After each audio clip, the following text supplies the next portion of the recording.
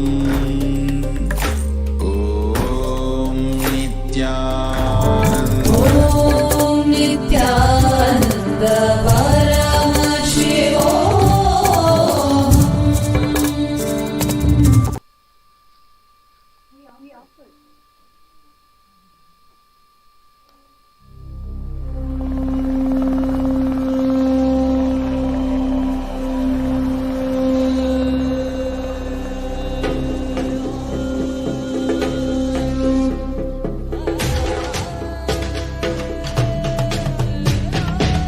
புல்லாகி பூடாய் புழுவாய் மரமாகி பல்விருகமாகி பறவையாய் பாம்பாகி கல்லா மனிதராய் பேயாய் கணங்களாய் வல்லசுரராகி முனிவராய் தேவராய் செல்லாதிந்த இத்தாவர சங்கமத்துள் எல்லா பிறப்பும் பிறந்திழைத்தேன் எம்பெருமான் மெய்யே உன் பொன்னடிகள் கண்டு இன்று வீடுற்றேன்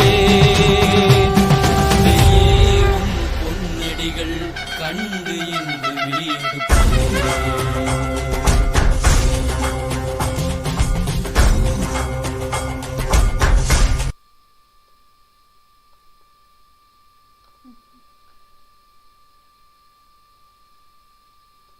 Om Nithyananda Paramashivoham.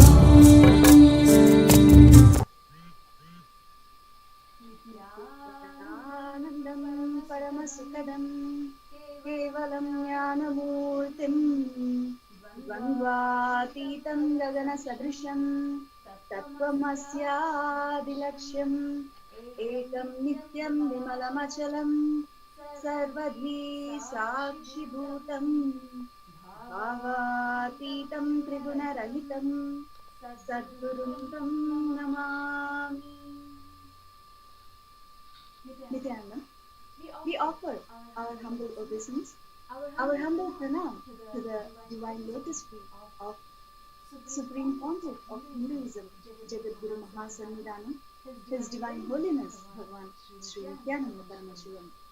And we welcome all the viewers across the world, wishing an auspicious Suprabhatam, good morning, to all this morning. For those of you turning into the first time to KAILASA's Nithyananda TV, welcome to the official channel of Sri KAILASA, the only and greatest Hindu nation in the world. His Divine Holiness Nithyananda Paramashivam is the reviver of KAILASA, the ancient enlightened civilization and the great cosmic borderless Hindu nation. His Divine Holiness is an avatar from and is the Supreme Pontiff of Hinduism. His Divine Holiness had made science of power manifestation, yoga, and temple-based universities for humanity. Sovereign Order of Sri KAILASA, led by His Divine Holiness and Nithyananda Order of monks, nuns, and Hindu diaspora, are working for global peace. Hindu University, with extended campuses in 150 countries, is collecting, organizing, preserving, time capsuling, astrology, time capsuling, decoding, spreading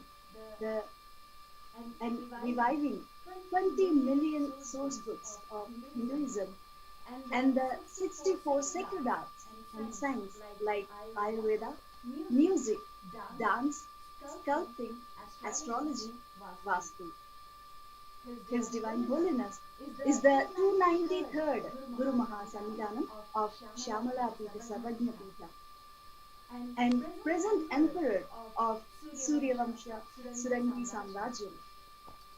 His Divine Holiness has survived the worst persecution of many assassination attempts on person and character by anti-Hindu elements.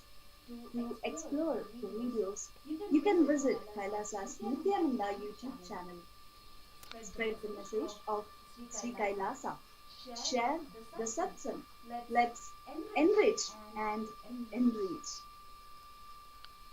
In Hinduism, we organize the happening of, we recognize the happening of incarnation on planet Earth every few thousands of years.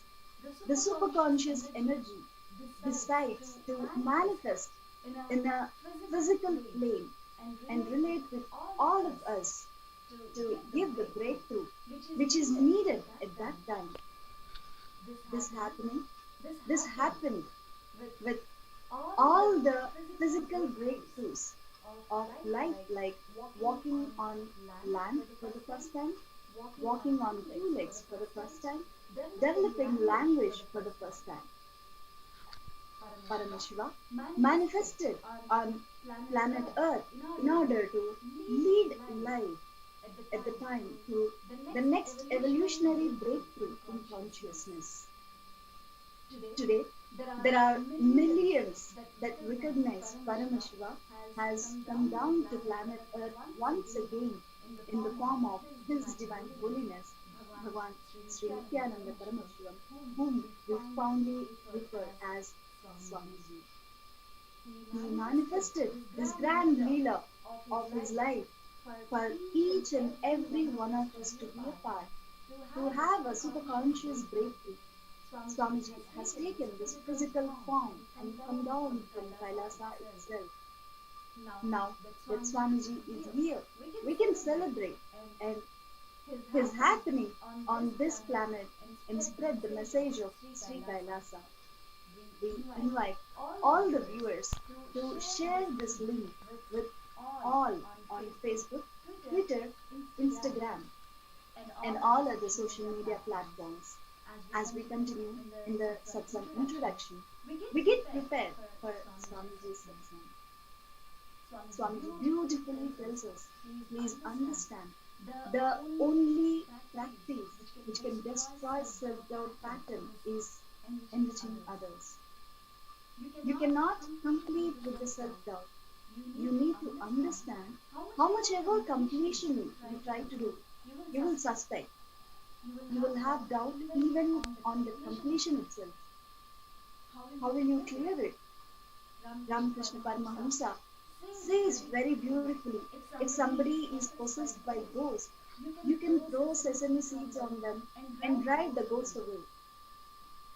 But the ghost enters inside the sesame seed. How will you drive the ghost using the sesame seed? He is sitting inside the sesame seed itself. So, if you have any incompletion, you can do the completion process and complete it. Get rid of it. Get rid of the incompletion.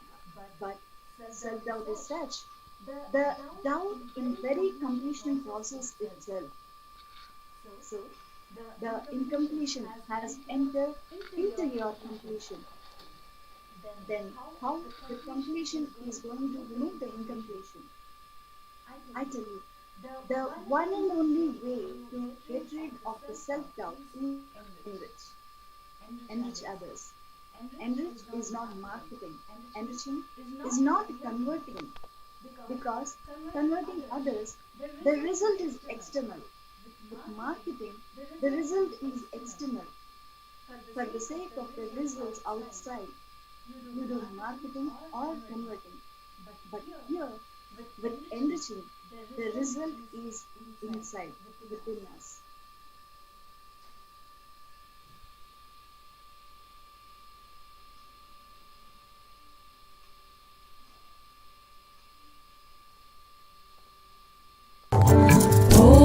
Om Nithyananda Paramashivoham.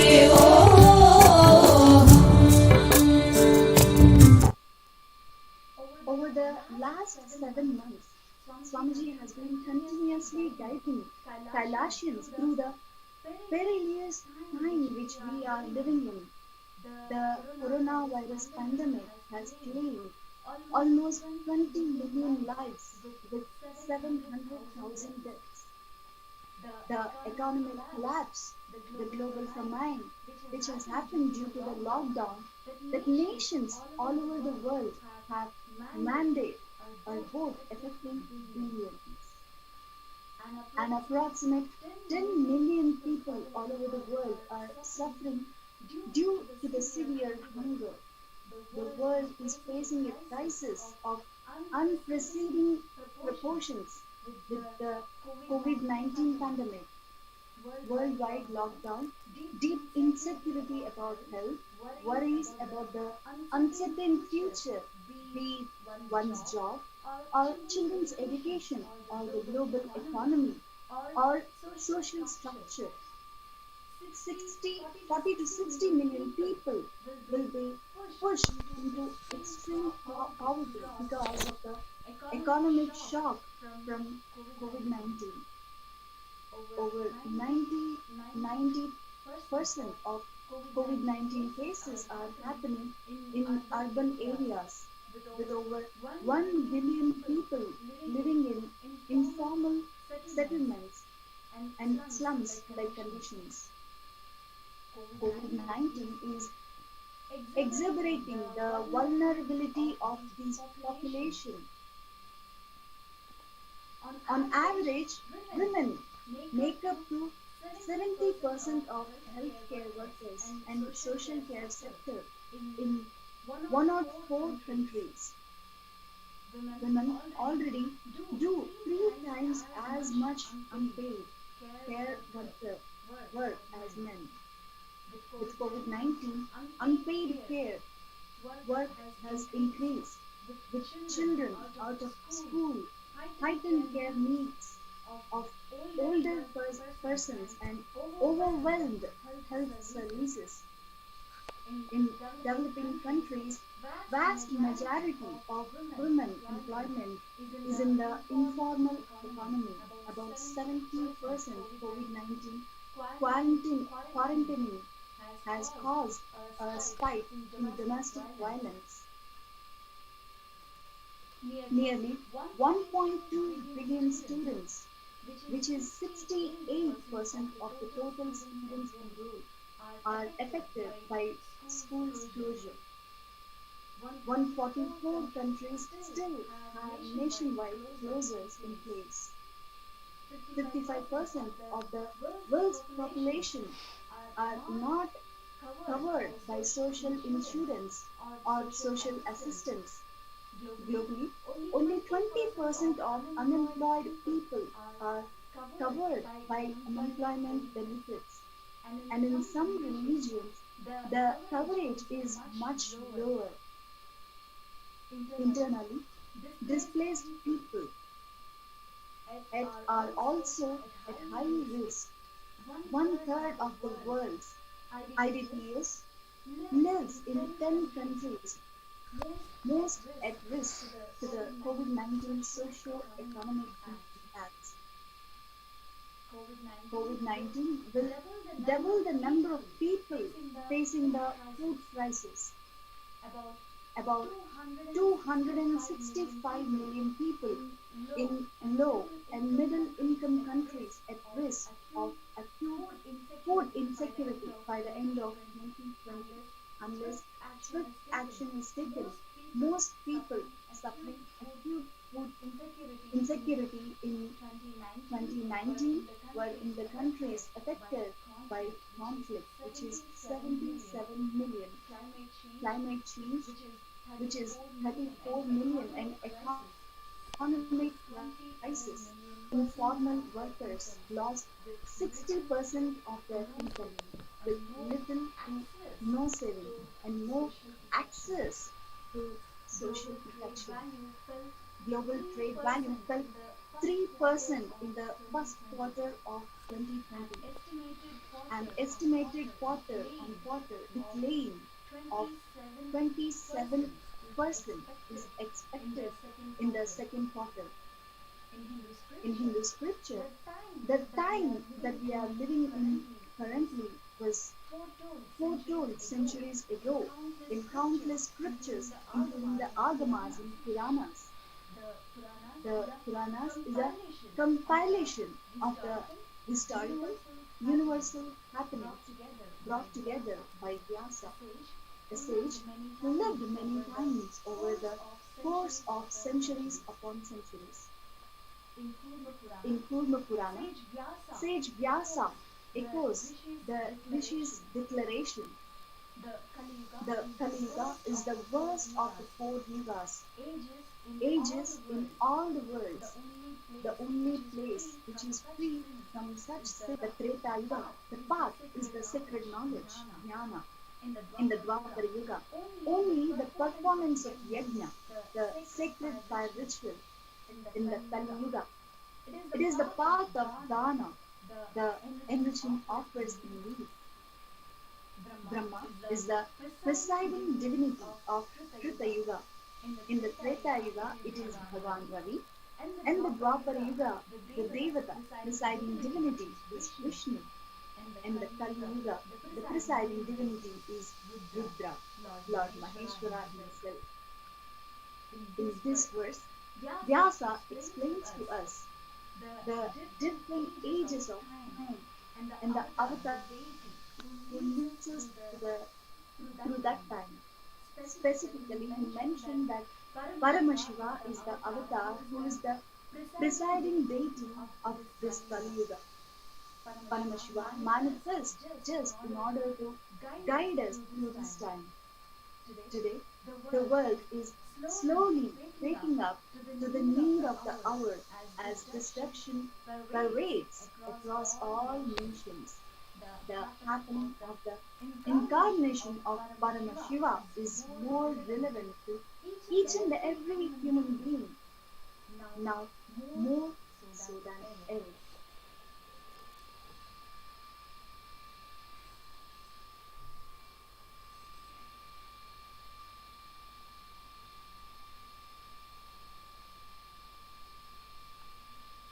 As the Supreme Pontiff of Hinduism, Swamiji has been continuously guiding over 2 billion Hindus all over the world to protect ourselves during this time and to use this time to consciously build ourselves and have a superconscious breakthrough. Paramashivoham Level 2 program is another invite Swamiji has started for the same purpose. Over 5,000 people have attended this 16-day program until today, and we have thrilled about the heartfelt sharings of people around the world who have benefited. The Global Akhanda Nirvikalpa Samadhi Jnana Yajna, a worldwide 24/7 initiative of meditation, prayer, and spiritual healing through unclutching. Over 4 million minutes have been recorded in less than 100 days. Just to put things in perspective, 4 million minutes is equivalent to one person sitting for 7.6 years and unclutching continuously without one single break. Swamiji has blessed that the power of joining this global movement is such that if you participate by just sitting for 1 hour every day, along with hundreds of others during this yajna, you will experience the same benefit of 7.6 years of unclutching. Another breakthrough program that Swamiji launched is Paramashivoham program, a unique program during the 4-month Chaturmasya period to do digital Shastra Dhyana, studying the scripture. Swamiji reveals the divine message from Paramashiva every day at 7:30 p.m. Indian Standard Time. Tuning in to live Satsang every day is the perfect way to spiritually align yourself again and again. If you miss the live Satsang, you can always go back and watch KAILASA's Nithyananda YouTube channel. Let us now understand the divine guidance that Swamiji has been giving for us during this prayer. This is just a handful of the contributions which Swamiji has started in the year of 2020. Om Nithyananda Paramashivoham.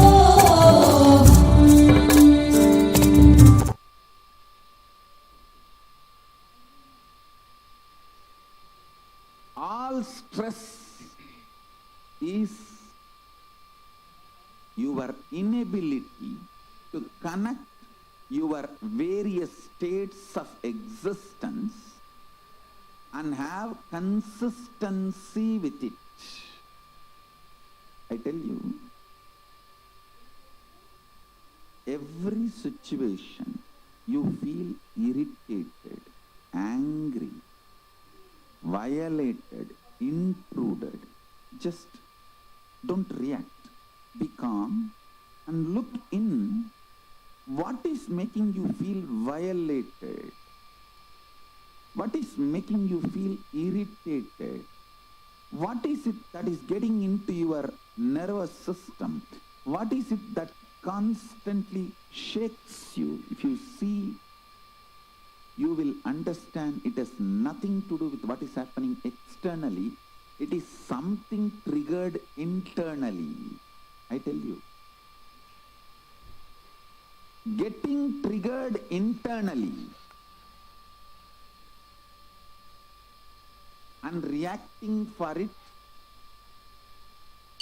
externally and making stupid decisions is called delusion. Delusion is worse than death, because death is only 1 minute happening. Delusion destroys you, which is like a continuous suffering. The decisions you make in delusion is worse than death. Death is actually nothing. It's just changing clothes. But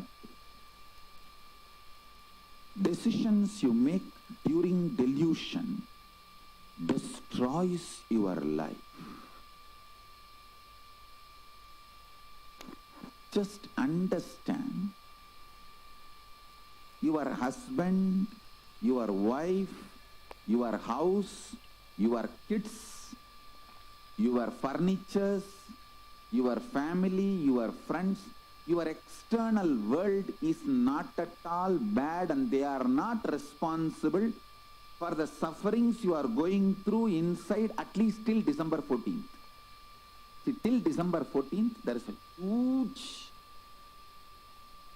Prabhava energy, delusion energy getting released on this planet. At least till December 14th, maybe you can make a chart. You can write on your bedroom wall, or write on a paper and stick it on the bedroom wall. Till December 14th, none of my family or friends or external world is responsible for all my suffering. Understand, everything you feel so logical and factually right to accuse others, blame external situations.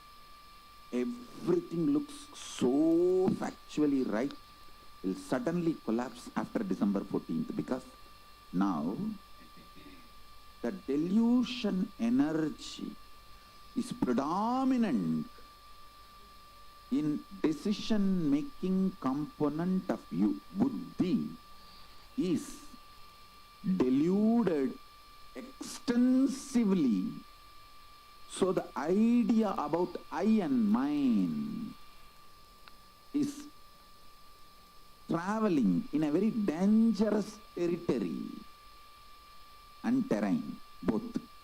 Terrain and territory, both. The territory which is not yours and the terrain which is very dangerous. I just want you to know, till December 14th, even if you just eat and sleep whole day, that is okay.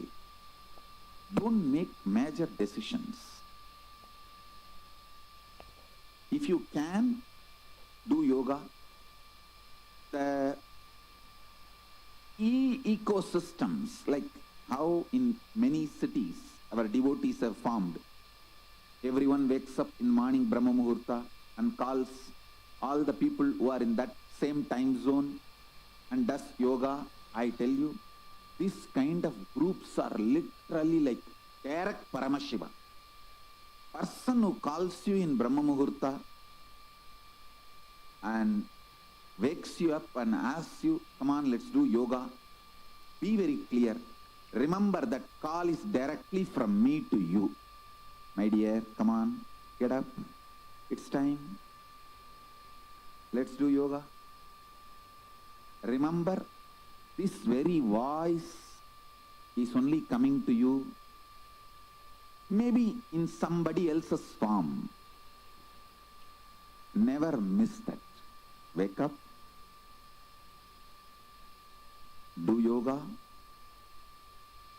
Do puja. If you don't feel like doing, if you don't want to do, all right, don't do anything, but don't make any decision in your life.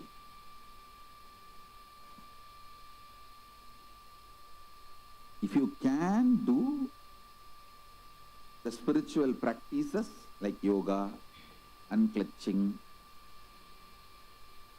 you will get enlightened.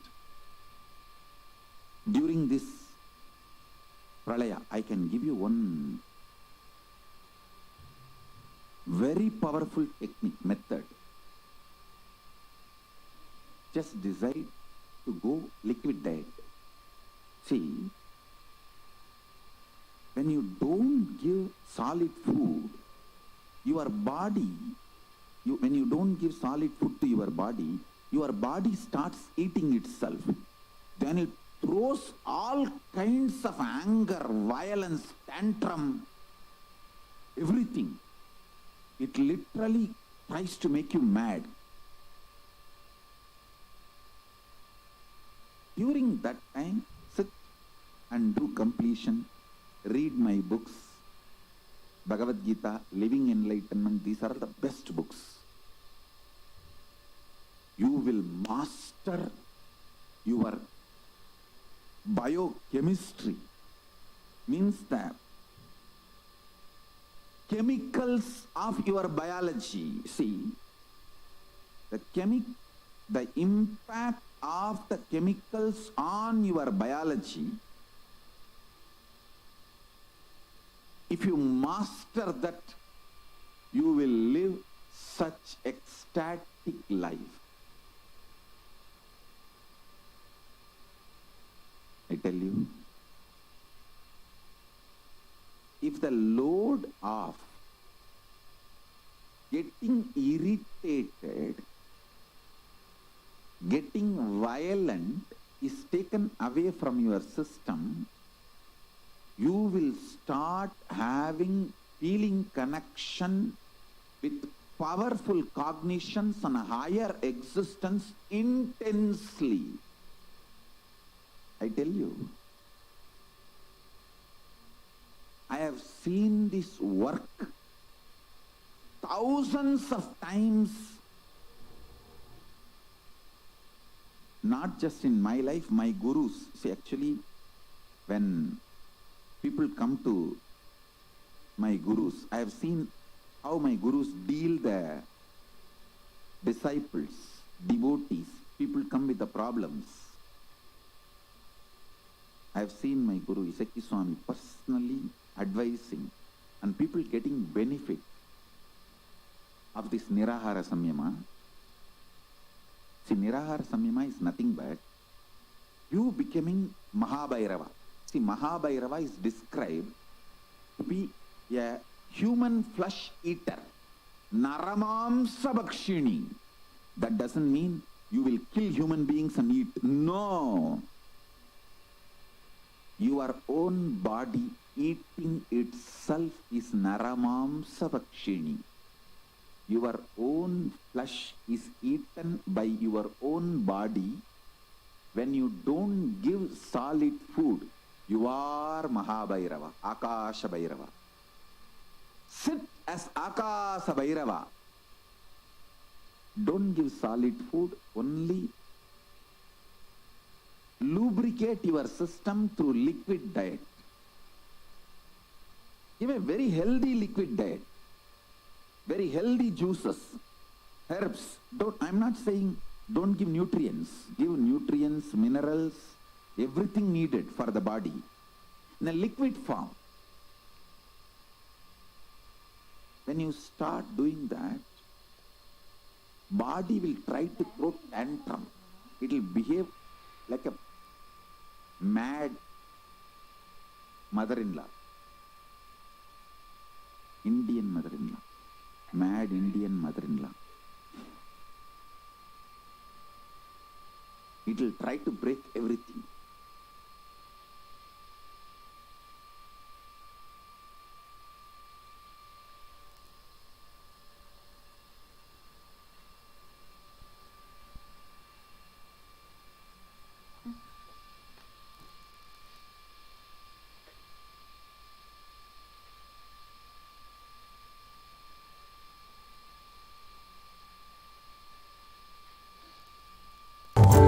Om Nithyananda Paramashivoham.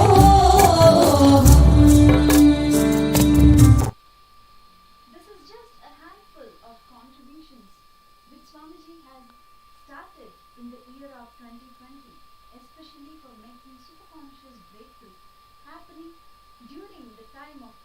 Swamiji recently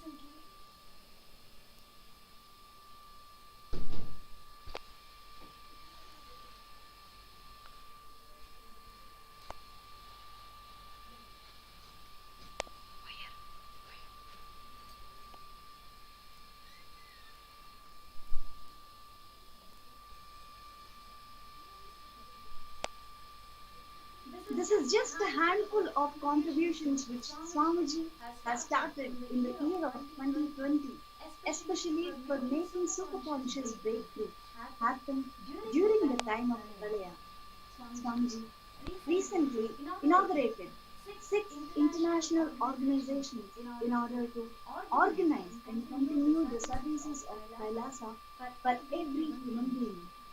These organizations are Satsang for worldwide peace, conflict resolution, religious freedom, Red Om for relief work, hunger-free relief, disaster relief and medical health aid, Green Om for environmental protection, Blue Om for animal rights, White Om for physiological healing, spiritual counseling, superconscious breakthrough, Yellow Om for Sat Vidya, yogic Ayurvedic solutions and medical care. To learn more about these initiatives, you can visit kailasa.org/global services. In order to completely get involved with life and start actively working on our consciousness, bringing superconscious breakthrough to ourselves and to the whole humanity. Swamiji gave us one instruction. Let's get involved with KAILASA. Swamiji declared, KAILASA is the message from Paramashiva for all of us, not only to sail through this Pralaya, to have superconscious breakthrough. What do I mean by the word KAILASA? Enlightenment ecosystem. Literally enlightenment itself in your home, wherever you are. If you cannot come to KAILASA, it is okay. KAILASA can come to you. KAILASA coming to you is KAILASA. Literally enlightenment, form manifestation, Paramashiva, everything served to you without you even moving out of your couch for couch activities. Many people use yoga to get attention in parties, kitty parties. If you are practicing or if you talk a lot about spirituality, you get a lot of attention in kitty parties. Sometimes people use yoga commercially. Sometimes people use yoga even for their political interests. Sometimes people use yoga to get attention in kitty parties. Sometimes people use yoga to show that they know a lot. Listen, but but none of it will bring any good to you unless you do it. You need to wake up in Brahma Muhurtam and start doing. You need to sit in Padmasana for hours and able to perform your office or any activities of your life. I tell you, even in your office, in your work, in your workplace, if you cannot sit in Padmasana and do it, you will bring so much good to you and to others. Through this KAILASA, we bring everything from Kailasa to you, to your home, where you are. Everything we bring. For example, you are inspired to get up in Brahma Muhurta and do yoga, but your laziness is more powerful in you than your powerful cognitions or inspiration. Then we come with you. We come to you to give proper customized spiritual service, helping you to complete with your laziness pattern. We have detailed understanding about why laziness, why tiredness, why boredom, why you do not feel like getting up early in the morning. If you want to sign up as an Kailasavasi, you can register now at kailasa.org/e-Kailasa. I want Let's now all hear over the world the more divine and vision more revealed by Swamiji for e-Kailasa. Om Nityanand परमशिवोहम्।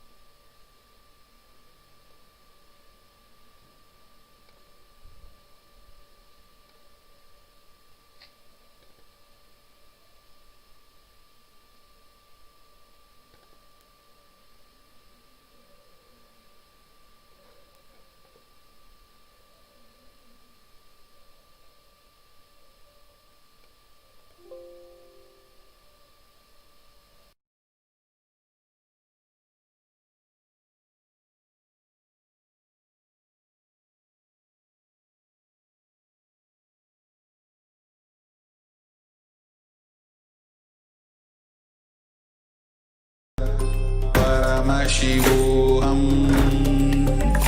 Om Nithyananda Paramashivoham. Om Nithyananda Paramashivoham. Om Nithyananda Paramashivoham. Nithyananda Paramashivoham. Om Nithyananda Paramashivoham. Om Nithyananda Paramashivoham.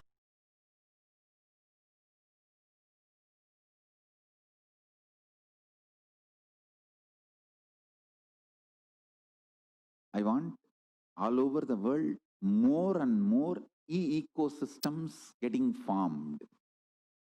All these people sincerely, not only they will do, they will click and upload it in the internet. I want all places to start this ecosystem, ecosystem. This is the best thing you will do. Not only you have to do, you should just click the screenshot and put it in the Facebook and So you encourage others to join in your ecosystem, in your time zone. You guys can consolidate yourself into time zones because it doesn't need to be distance based. It's a Zoom. So it's only time based. Brahma Muhurta of your time zones, Brahma Muhurta. It can evolve as a beautiful, great spiritual support, especially during this pandemic, pralaya. It is, I will say that it's worthy of $1 million. This ecosystem, what it is contributing to you is $1 million worth.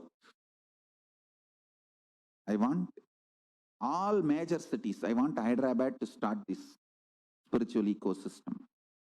New York, Los Angeles, Houston, Thiruvannamalai, Vididi, everywhere. Start this ecosystem. Delhi, Mumbai, Chennai. Give a wake-up call during the Brahma Muhurtam. Get up, come on Zoom and start yoga. Malaysia, Australia, Seattle, everywhere. All over the world, I think we should run at least 100,000 ecosystem. I'm going to give special gifts for the people who run ecosystem. I think Mauritius also should start this ecosystem. It's too easy. I think San Jose has done the best job. San Jose can teach how to run a ecosystem successfully. KAILASA. It is literally the real work of KAILASA. Helping people, encouraging, psychologically supporting. I tell you, these ecosystems,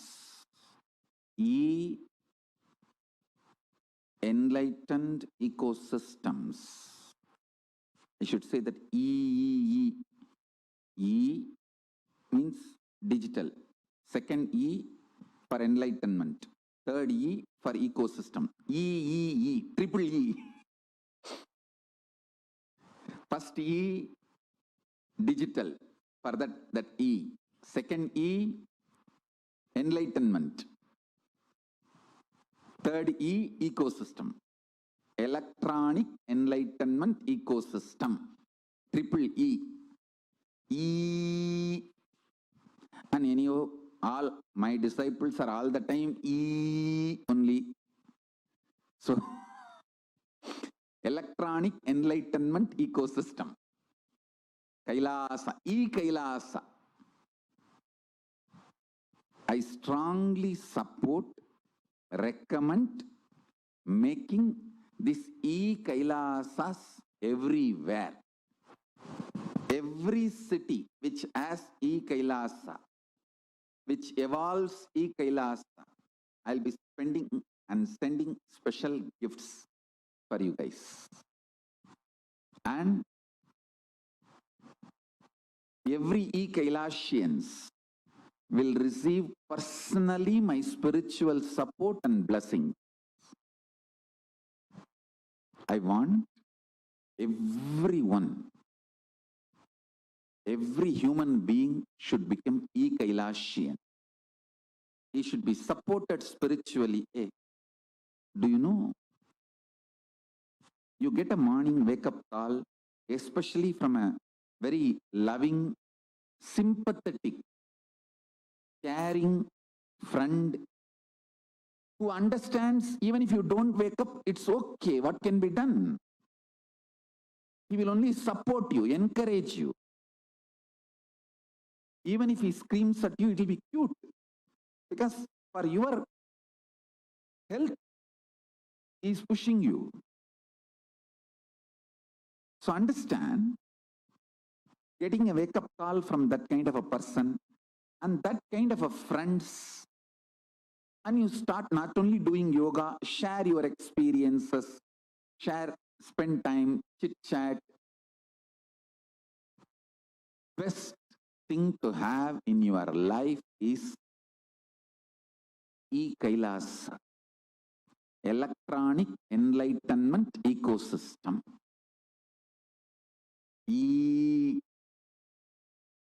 I want next 1 week to be dedicated by all my disciples, devotees, to make a beautiful KAILASA all over the world in every time zone, and enroll, enrich as many people as possible. 6E. First E, electronic. Second E, enlightenment. Third E, ecosystem. Electronic enlightenment ecosystem. Then enroll, enrich, enrich. 6 E's. Let's reach out, support every person. I tell you, if you are supported by KAILASA, you are receiving the service worthy of $1 million.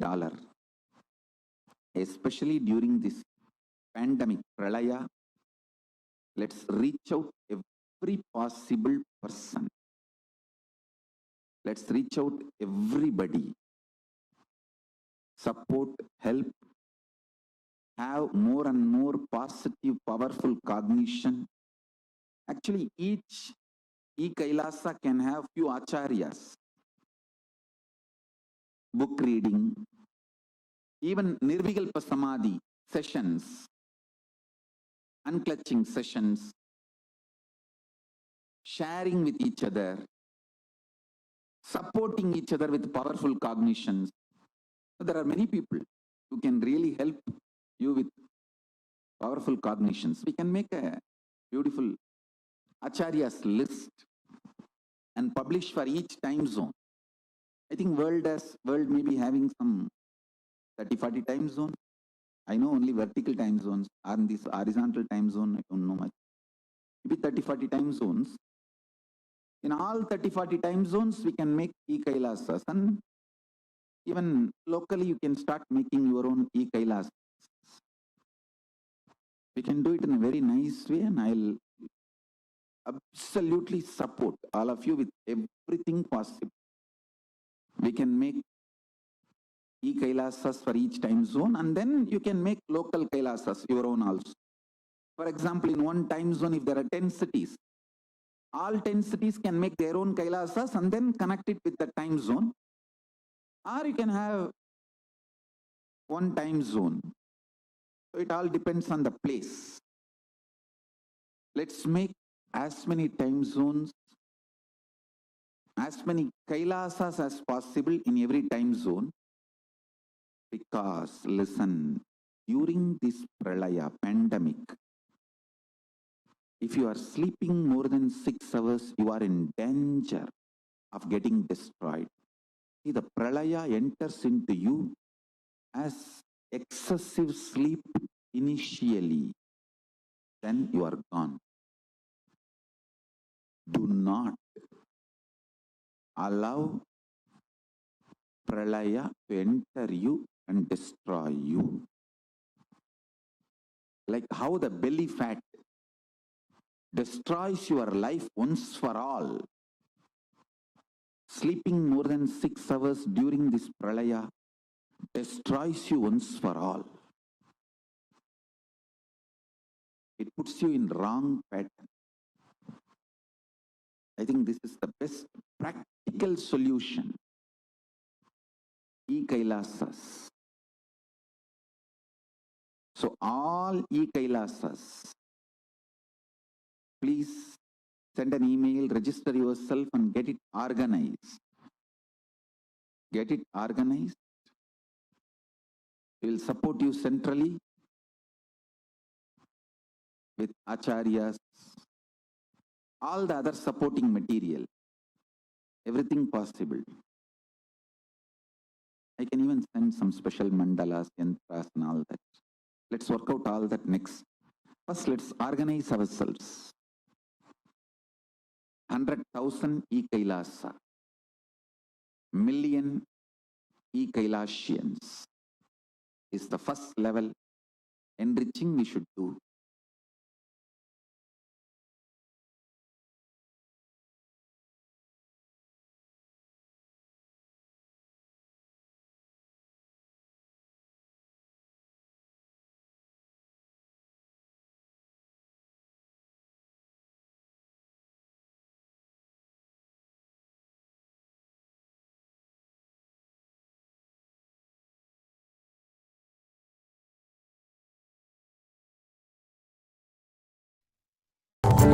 Om Nityanand परमशिवोहम्।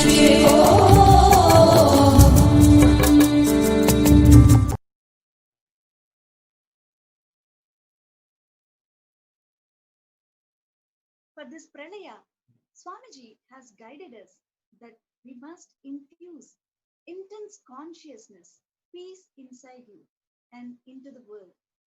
That is the only thing we can do, especially now.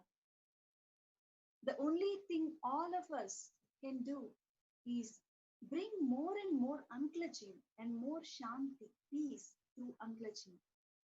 Unclutching is a space of completion and complete restful awareness where you are not clutching to any of the thought, emotion. Most of us are prisoners of our past. We repeat the behavior we are familiar with. This result in the feeling that life is repetitive and boring, that we never experience anything new. When we clutch, each moment becomes fresh. When we unclutch, each moment will be fresh, exciting, and filled with possibility. When you are not transferring the stress and load created by one thought to another thought and carry the load constantly, please understand, usually you transfer the load and the stress you created by one thought to the other thought. And when you are constantly transferring these emotions to the next thought, your inner space becomes insensitive, loaded with so much of emotions. It naturally sinks into depression, restlessness, boredom, all the negative emotions. Unclutching is not connecting one thought and the other thought and carrying the same stress and emotions. When you unclutch, you stop carrying the stress and negative emotions from one thought to the other thought. And when you don't carry that stress, suffering, negativity, pressure, restlessness from the thought to the other thought, naturally you experience the peace inside. Many of us still have questions about unclutching. They may not yet think this is the ultimate technique for them to run their life. Those people may think that they need thoughts or they need the mind to function in their lives. Let us now see what Swamiji says to them. Om Nityanand परमशिवोहम्।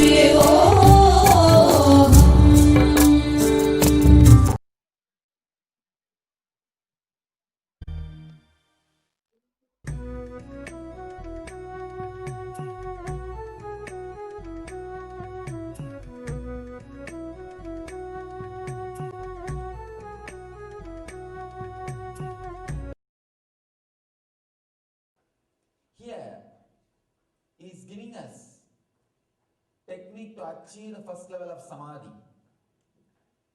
We need to know first, why do we need samadhi first of all? It's not our food and bedroom and clothes are enough for life. Why do we need samadhi at all? What is the necessary to know about this samadhi? Please understand. I can say this is the ultimate luxury a man can have. Ultimate luxury a human being can have is opening our connection to the cosmic consciousness. Sometimes these great ideas, words, they happen in our life once in a while like a breeze, and after a few days you forget about them. You are caught in your regular routine, in your regular life. Again, after some time, when you get a chance to see somebody like this, some ideas, again they touch you. Again, you forget about them in your life, you carry on in your life. Again, sometime, once in a while you come in contact. That is the reason we don't understand how important the necessity of the Samadhi experience. Please understand. A born blind man can never understand what he is missing. Same way, a person who has not experienced Samadhi even once can never understand what he is missing. It's a whole another dimension of life. Whole another dimension of life.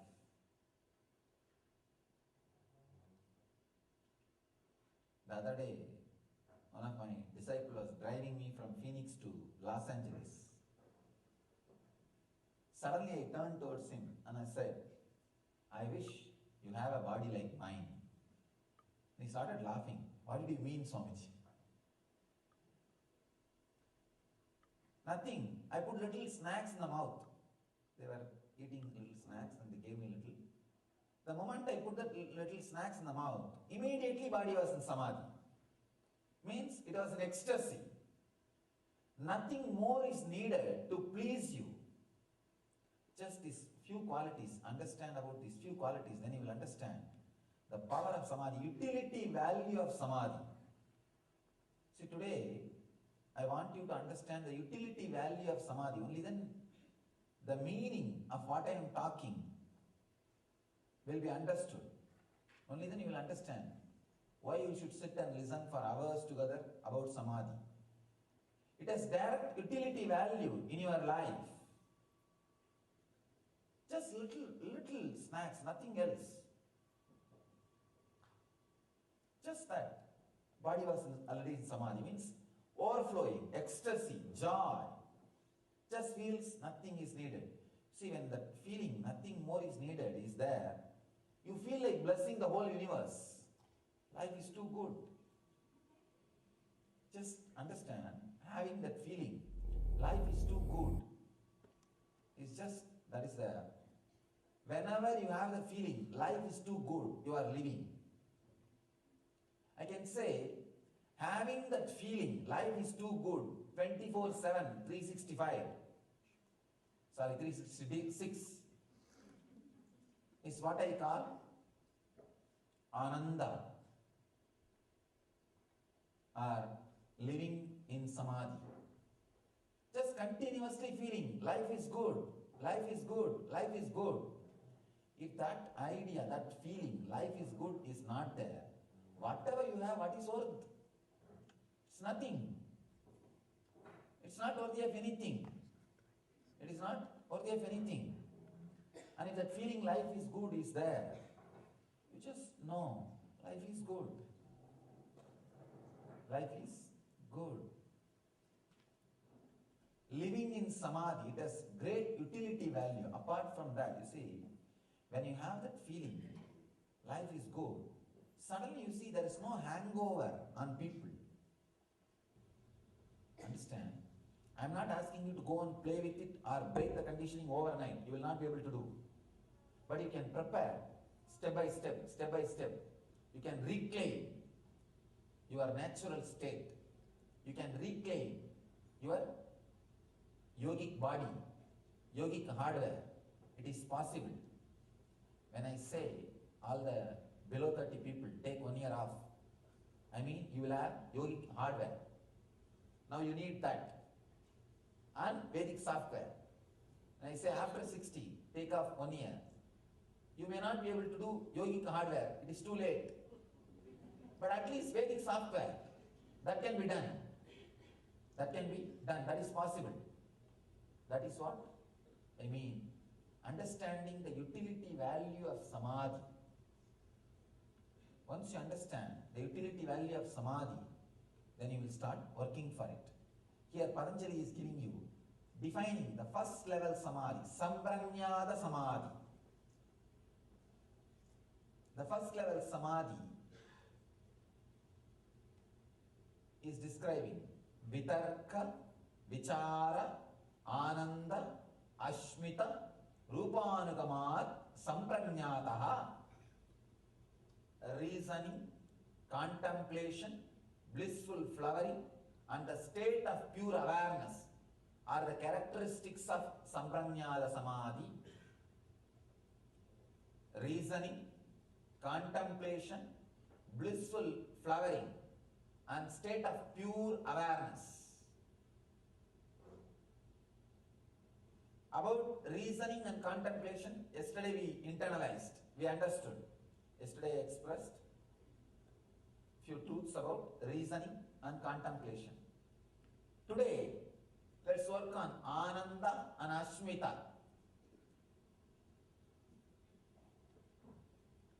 Blissful flowering and state of pure awareness. Ananda, my favorite subject. I can say that is our brand. Whatever subject I may touch, I look through that Ananda angle only. The angle of bliss. I may be speaking on intelligence, I may be speaking on yoga, I may be speaking on tantra, I may be speaking on silence, I may be speaking on peace. Whatever I speak, I connect it to the bliss, Ananda. That is our branding. I can say that's the essence of life. Here, Patanjali describes Ananda as one of the important qualities which you experience and express in Sampranyada Samadhi, the first level Samadhi. Sampranyada Samadhi means the Samadhi which you experience through these four states. It's the first level. There is second level, Asampranyada Samadhi.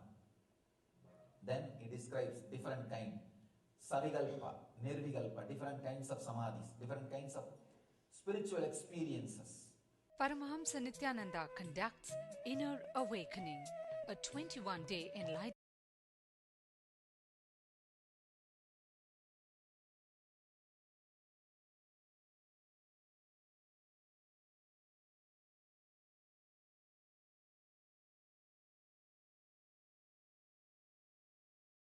Paramashivoham.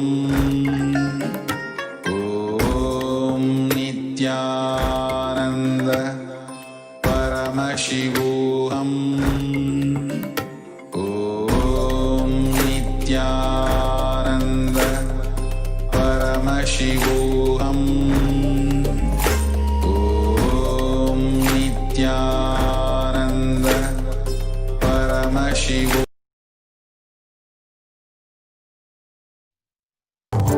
Om Nithyananda Paramashivoham.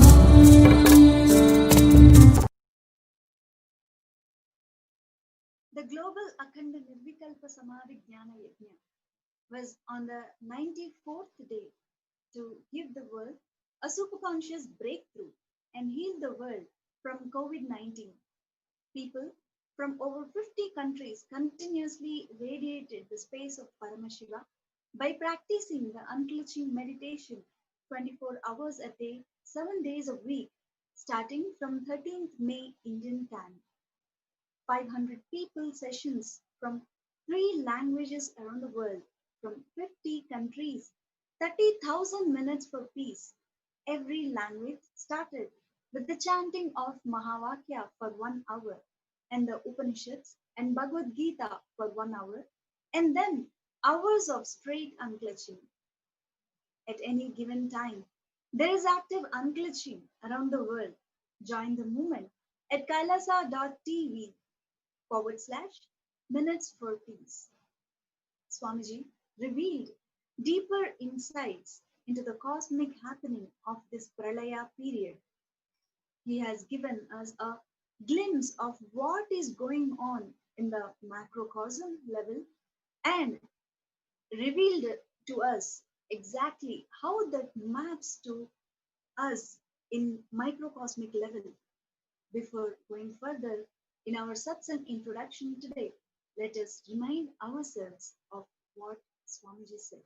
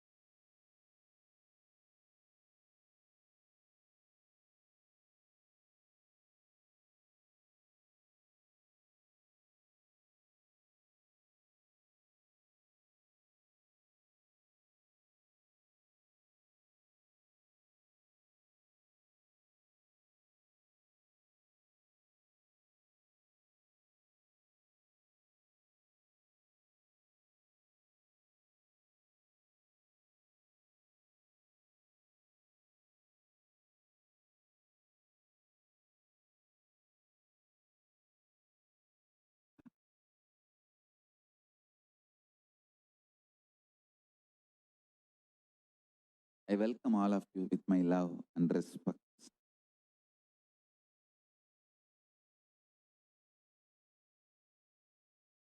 Paramashiva's direct message from KAILASA. Listen.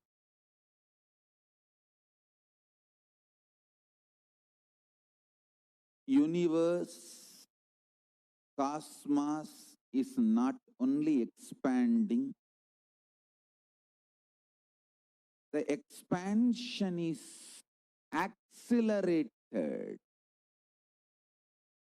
Please understand, I am revealing as Paramashiva, Mahadeva is revealing to me.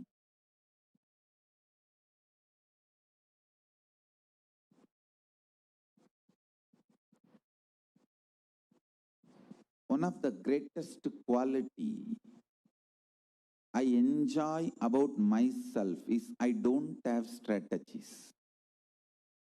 What he reveals, I reveal. And after it flows, becomes reality, I can see his vision, and I am also enjoying the vision of Paramashiva along with you. Please understand. I know the vision of Paramashiva, but I don't have a strategy other than his vision.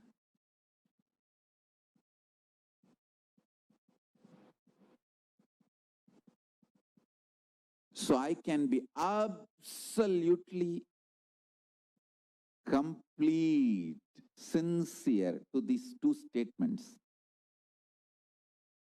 One, I love you all sincerely. I lived, living, will live just as a pure, transparent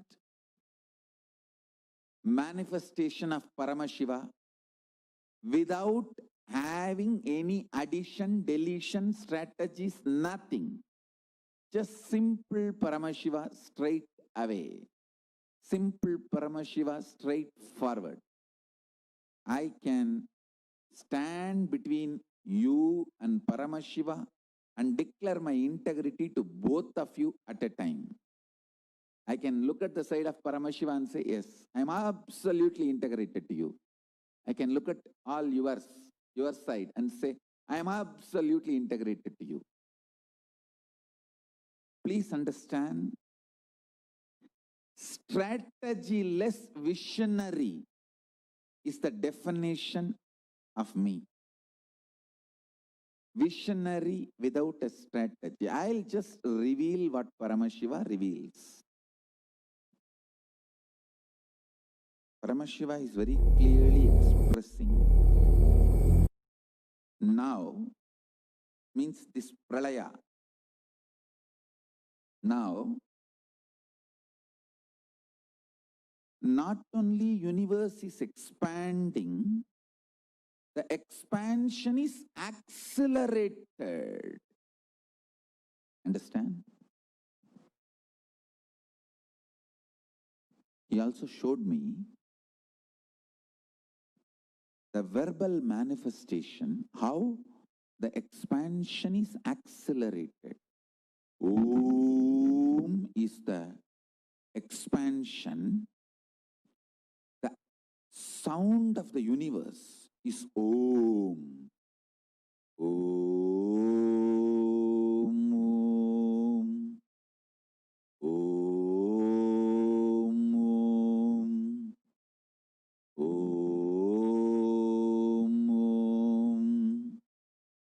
Om. Om.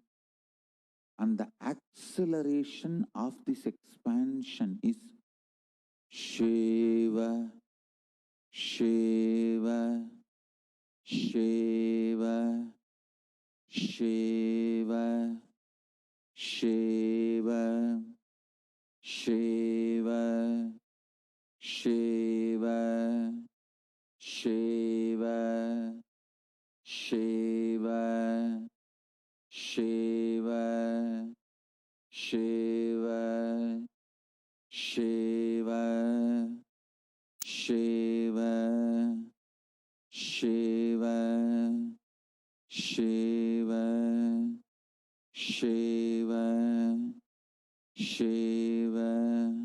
Listen, all of you human beings have binary existence, like inhaling, exhaling, life, death. Binariness is your existence. Let Shiva be your binariness.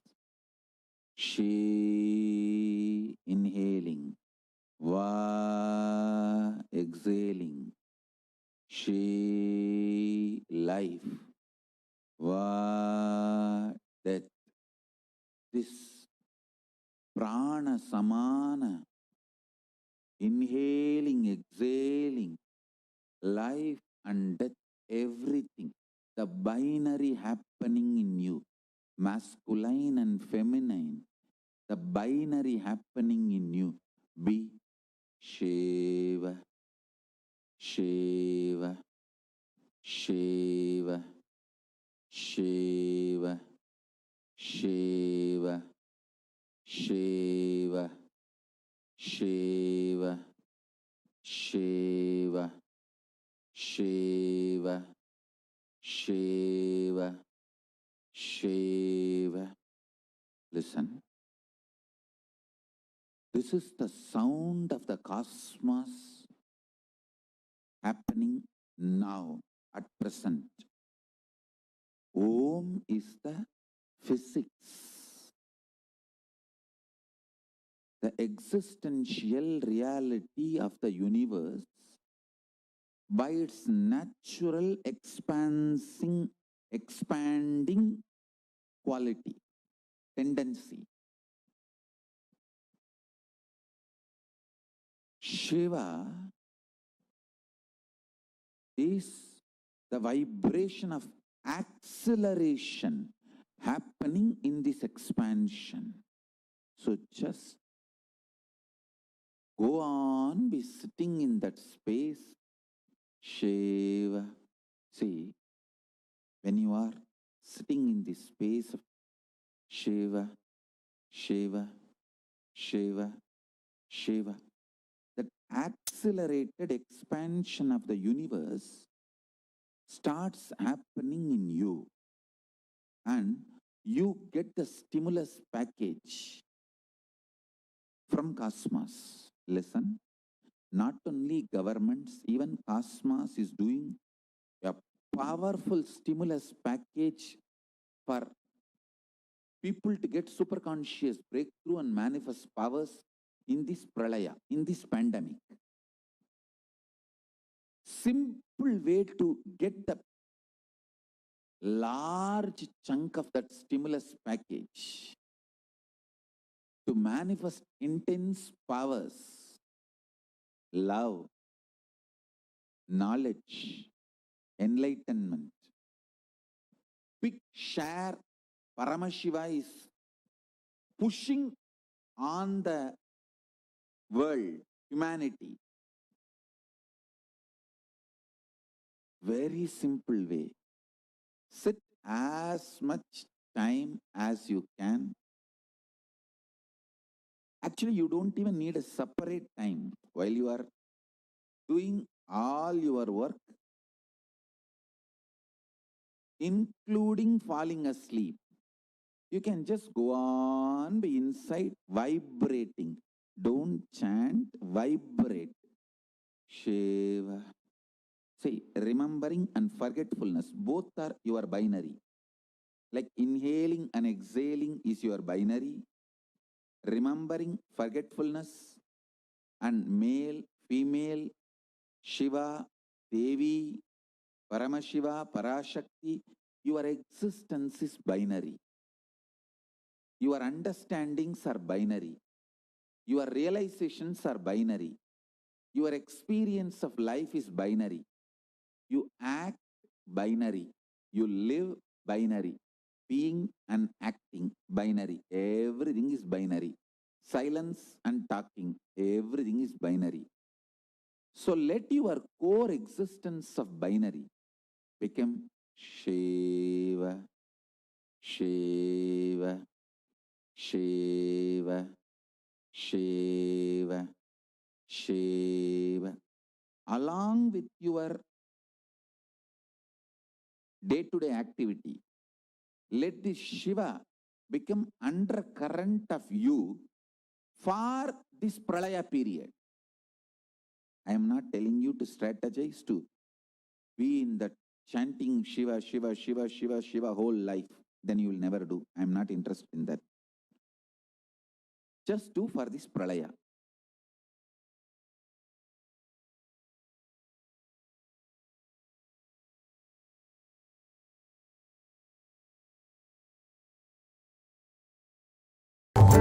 Om Nithyananda Paramashivoham.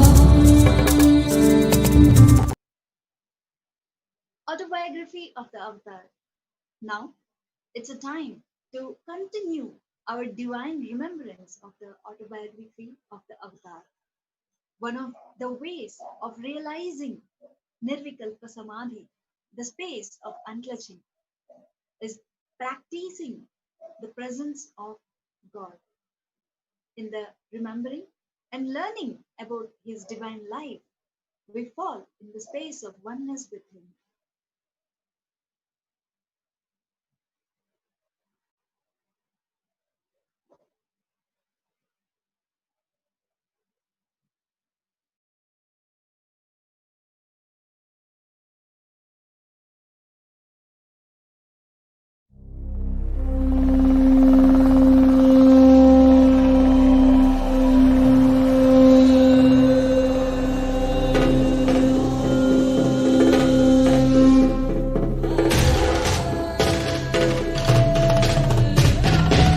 புல்லாகி கூடாய் புழுவாய் மரமாகி பல்விருகமாகி பறவையாய் பாம்பாகி கல்லா மனிதராய் பேயாய் கணங்களாய் வல்லசுரராய் முனிவராய் தேவராய் செல்லாவில்லை தாவர சங்கமத்துள் எல்லா பிறப்பிறத்தே பெருமான் மெய்யே உன் பொன்னடிகள் கண்டு இன்று வீடுற்றே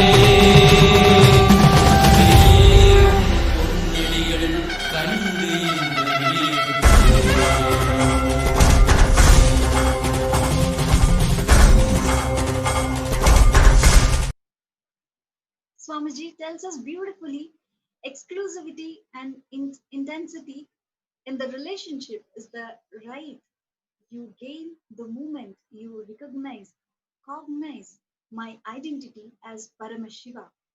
Cognizing my identity as Paramashiva, me as manifestation of Paramashiva. Now we can hear from Swamiji himself about how we can transform when you recognize the incarnation of Paramashiva.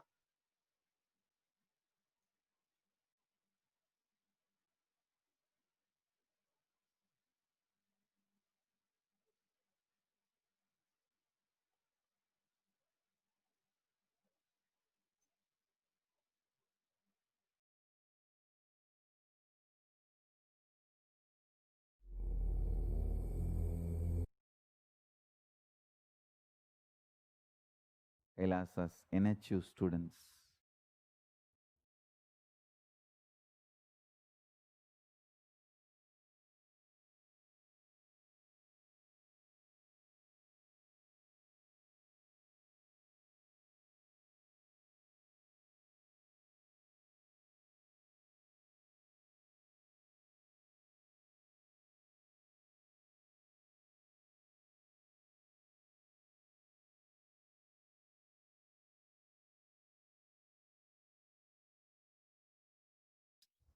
I welcome all of you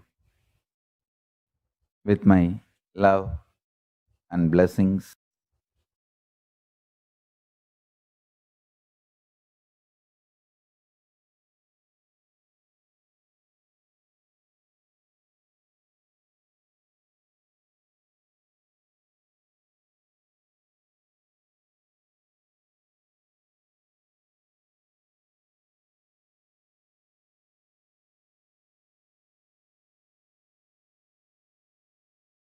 Paramashiva Ganas, Paramashivoham Season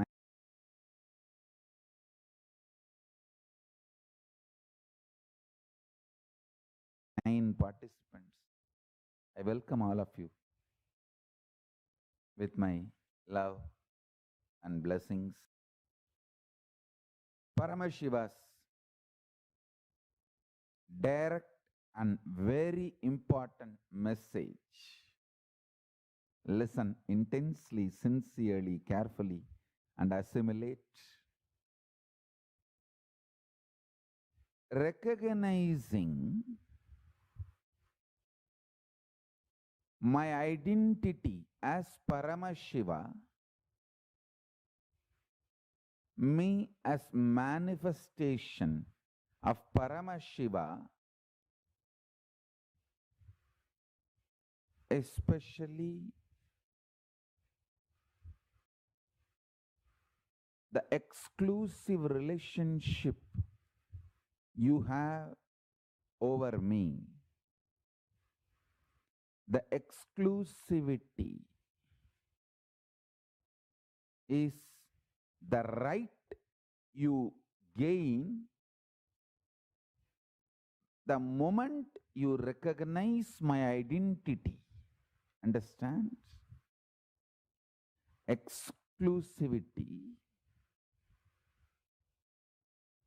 and intensity, exclusivity and intensity in the relationship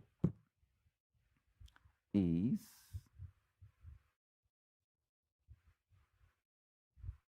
the right you gain the moment you recognize, the moment you cognize my identity as Paramashiva. Understand? Listen to this very intensely. Keep two mirrors. Sit in such a way in one mirror, your face will reflect. In another mirror, this world, naturally the world only will reflect. Maybe you can sit next to the window, keeping the mirror, showing the sky. Listen. In reality, both mirrors are mirroring two different dimension, face of you. How much you feel you are your body, how much that is true,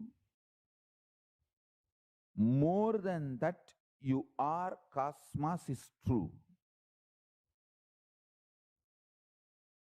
You are part of this cosmos, you are verily, if I have to make more proper statement, you are verily the core and source of this cosmos consciousness. See, just like Paramashiva has 25 faces, you experiencing your body as you is one phase of you. You experiencing your mind, emotions as you is one phase of you. You experiencing your deep sleep state is one phase of you. You knowing this whole cosmos is you is one phase of you. Understand, if you recognize my identity as Paramashiva, you will recognize your identity as Paramashiva. If you recognize your identity as Paramashiva, one of the face of you is Paramashiva, you will simply recognize, I am Paramashiva. In these two, any one happens, you won the game. Life is all about that. That's all. Life is too simple. It's all about living after recognizing your identity as Paramashiva or my identity as Paramashiva. That's it. I tell you.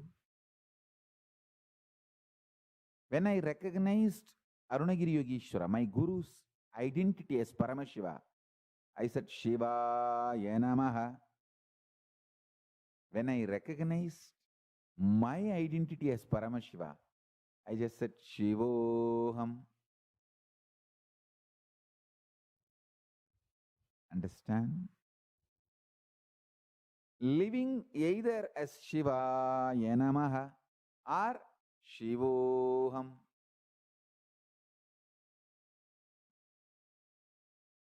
Both are okay, but this is life. Life is too simple. Beautifully, Gita says, 4th chapter, 9th sloka, Janma karma chame divyam evam yo veti tatvataha tyaktva deham punarjanma naiti mamedi sorjunaha. O Arjuna, the one who knows the divinity of my happening and divinity of my actions in its true nature will not take one more birth after leaving the body and will get into me the supreme consciousness.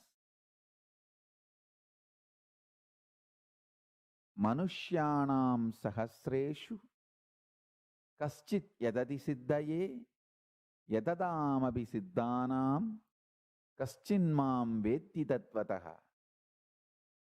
It's the 7th chapter, 3rd sloka, Bhagavad Gita. Among thousands of men, rare one endeavors for perfection, even of the perfected ones who are diligent. One perchance recognizes who I am. Recognizing the identity of an incarnation is the fulfillment, completion of life. That's it. Bhaktya mamabhijanati yavan yaschasmi tatvataha tato mam tatvato jnatva vishate tadanantaram. Bhagavad Gita's 18th chapter, 55th sloka. By devotion he knows me in reality what and who I am. Then having known me in reality, he forthwith enters into the Supreme.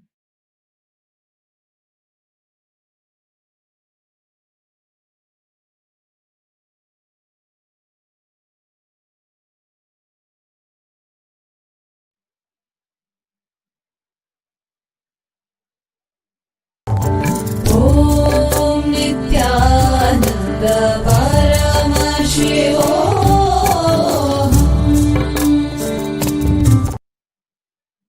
The great Hindu incarnation, Bhagavan Sri Ramana Maharshi's mother, lived with him in physically difficult conditions and in poverty in the caves of Arunachala.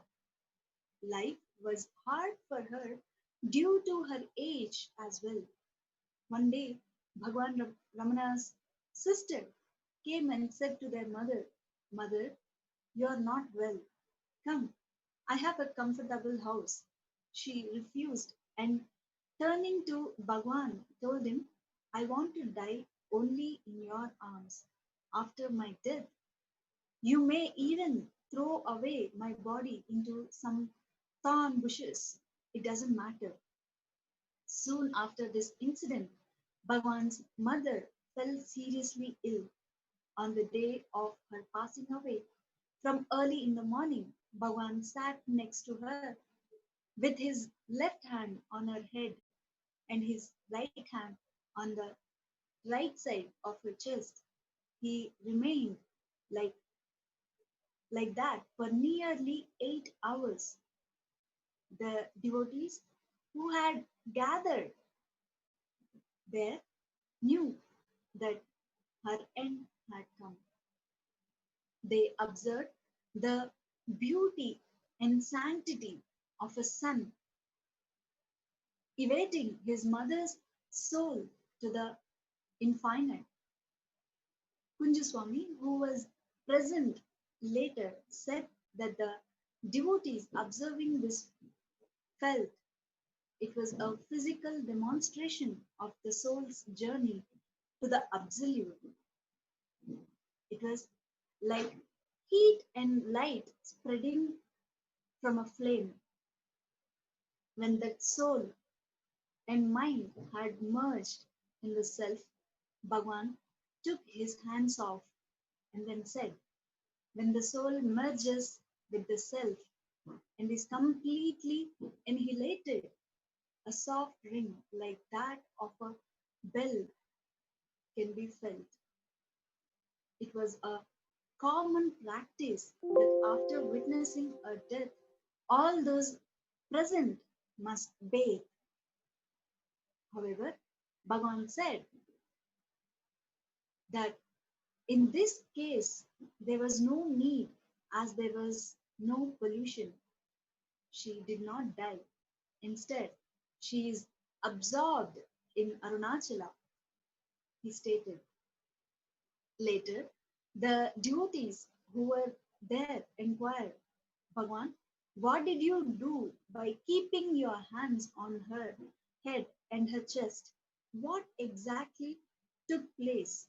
Bhagwan explained, "Innate tendencies and subtle memories of past experiences that lead to future possibilities became very active when my hands were placed on her. Since after the scene rolled before her in her subtle consciousness, the outer scenes had already gone. The soul was passing through a series of experiences, thus avoiding the need of rebirth and making possible the union of the mind with the self or the heart. The soul was at last disrobed of all subtleties before it reaches its final destination, the supreme peace of liberation from which there is no return to ignorance. From Ramana Periya Puranam, note to commemorate the anniversary of Ramana Maharshi's mother's death, a special puja known as her Aradhana or Mahapuja is performed every year at the Matrubhuteshwara.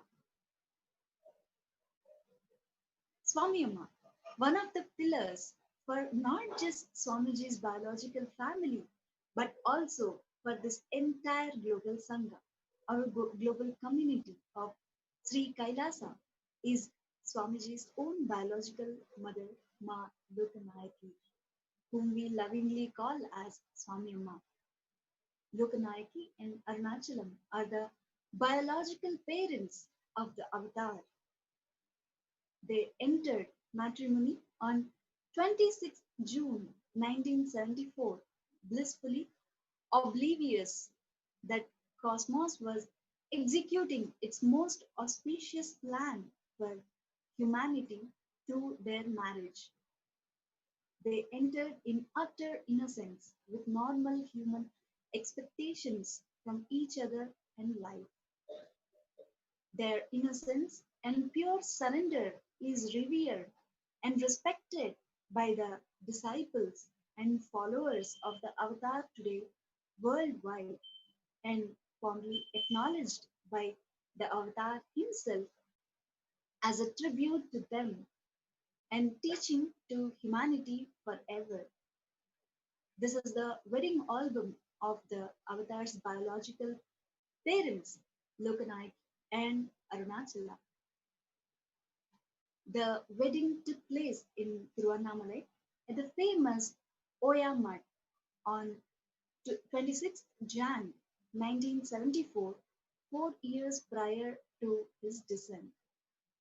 Wedding invitation. Wedding invitation to the grand wedding celebrations of the Avatar's biological parents, Lokanayaki and Arunachalam. The engagement happened 3 months prior to the marriage. The day before the wedding, the Avatar's father is standing and receiving from the temple priest the attire to wear for a night's grand procession. It is customary for the bride side to give the attire to the bridegroom. Next to the priest is the Avatar's maternal grandfather, Raju Mudalayar's uncle, who is Raju Mudalayar's father's younger brother, Tangavel Mudaliyar, who was the oldest living male on the maternal side at that time, seated next to his father's older brother Kumaraswamy. The night before the wedding, the Avatar's biological parents are in a customary grand procession in a chariot. The mother's sibling and a few other children are seen in the picture. The age gap was large between her and her siblings, that they seem like almost the next generation. We can see how the marriage followed the most authentic customs and traditions and was celebrated by the whole town of Tiruvannamalai. In the photos, we can spot all the different family members, including Swami Amma's father and mother, Raju Mugaliyar and Ellammal. Through the attendees or even the marriage couple were not aware. This marriage was a historical event and was arranged by Paramashiva himself in preparation of his grand happening on this planet Earth. In the months prior to the birth of Swamiji, Swami Amma would be listening to the great Vedic chants and other devotional verse in order to produce the right vibration and atmosphere for the descent of Paramashiva himself into the human body. One of it is the Abhirami, Abhirami Antati verse, which the Avatar later chanted on his own from the sheer memory of listening to it from inside the mother's womb. His Divine Holiness himself narrates about his mother's innocent surrender and the quality of establishing her identity through contributing, not only before his birth, but even after the birth of Swamiji. Swami Ma had an important role in maintaining the Vatavarana for raising Swamiji.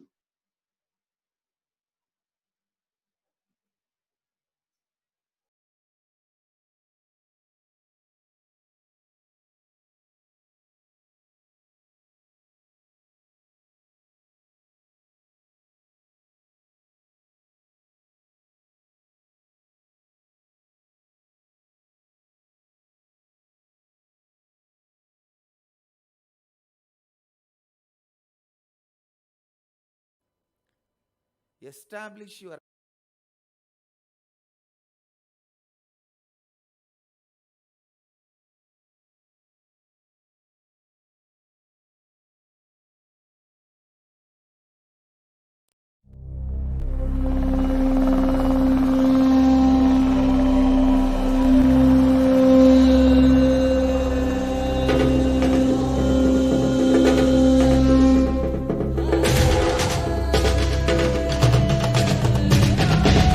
புல்லாகி கூடாய் பூவாய் மரமாகி பல்லிருகமாகி பறவையாய் பாம்பாகி கல்லா மனிதராய் பேயாய் கணங்களாய் வல்லசுகராய் முனிவராய் தேவராய் செல்லாய் தாவர சங்கமத்துள் எல்லா பிறப்பிறத்தே பெறுவான் மெய்யே உன்னடியில் கண்டு இன்று வீழ்த்தே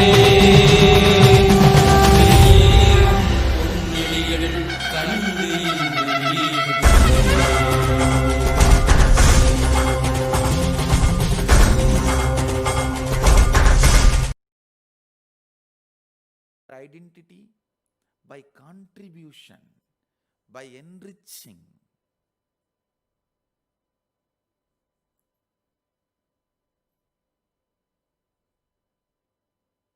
I don't know how much I can make you guys believe, how much you guys will be able to believe. I have seen my own mother. She's still alive.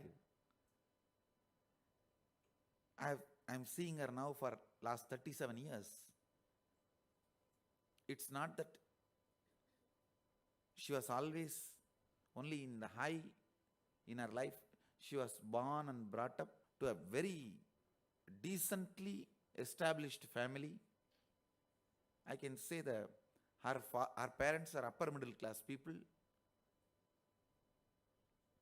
I heard in those days that was the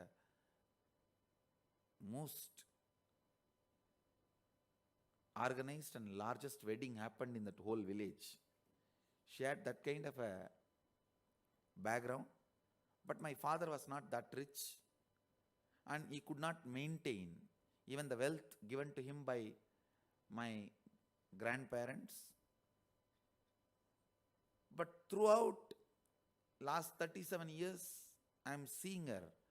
I have not seen her even once trying to establish her identity by throwing tantrum. I just feel blessed that I am carrying her biomemory. Please understand. Even now, she is literally the Sangha Janani. Means she is the mother of our whole Sangha. She is the Sangha Mata, literally. But I have never seen her establishing her identity, establishing her existence by throwing tantrum. Even now, whatever way she established herself, it is always through contribution. She is the embodiment of this one concept. Establish yourself only by contribution. If not, just lie down. When she is not able to do that, she will just lie down. But never take up the other route of establishing the identity by throwing tantrum or any power game or authority. I don't know how I will be able to convince all of you. If you lived in the ashram or if you have lived around her, you will know this one idea. She is embodiment of that one idea. I have seen her even from my childhood. Even when family went through the worst poverty, never I have seen her shouting at my father even once. Never I have seen her demanding from my father even once. Asking for something, fighting for something. Even when my father was not in the right mental state of doing some business successfully, even when he was frustrated.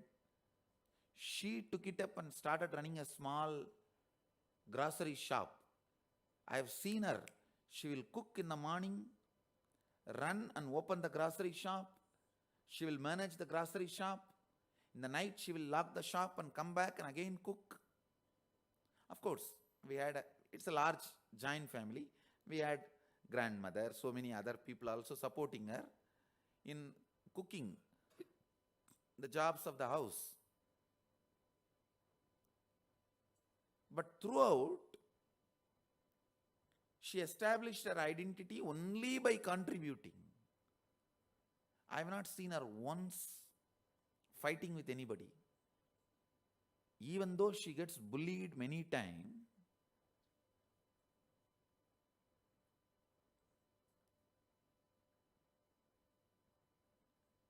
understand all these points I am explaining.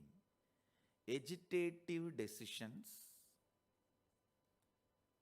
trying to establish your identity by throwing tantrum,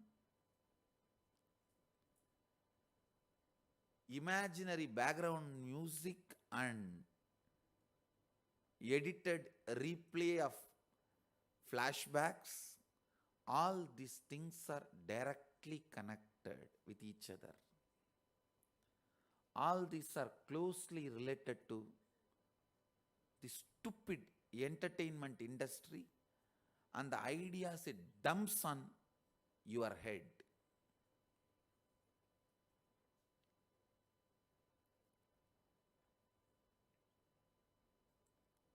The way she stood only contributing. I have never seen her throwing tantrum or trying to establish her existence or survival by throwing tantrum. Even now, literally she owns the whole Sangha. But I have never seen her doing anything other than contributing.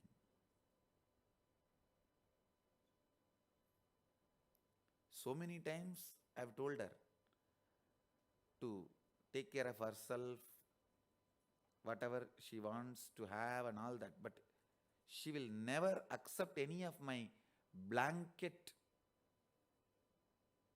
offerings. Just like every ashramite, whenever I need, I'll come for approval and get it. Stop with that. Just like any ashramite, if they want to go to hospital, they will ask the welcome center, I need vehicle. Send me to hospital. Give me medical assistance. Or if they want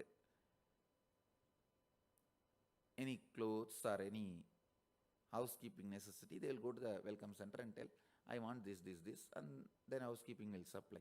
That's exactly the way she lives even now. I'll tell, what is this? Why are you going and standing all there and all? You just have everything for yourself and do it. She'll say, no. Whatever is for everyone, let me do like that. Let me live. Never I have seen her establishing her identity, even for the small basic things which will not harm the Sangha. See, if she establishes her identity, I am the mother of Swamiji, for her soap and paste brush, it is not going to affect the Sangha. Or it's not going to affect the flow of the life for our medical care or anything. She won't assert, even in those small basic needs, she will not put her foot down or she will not throw tantrum. If you live around her, you will understand whatever I am saying is true.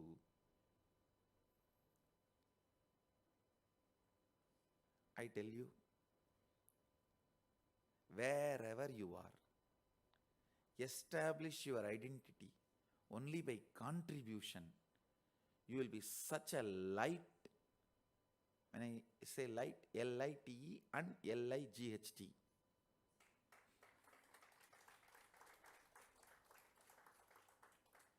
You will be such a light being. Do not believe this false theory of you need to throw your weight to establish yourself. It is wrong. It is false. Don't try to tell me, no, you don't know the atmosphere I am in, Swamiji. My industry is like that, my family is like that, the background, the office I am working is like that. Unless I throw my weight, nothing can get done. No, it is. Please do not. I have seen the universe more than you. Please believe me.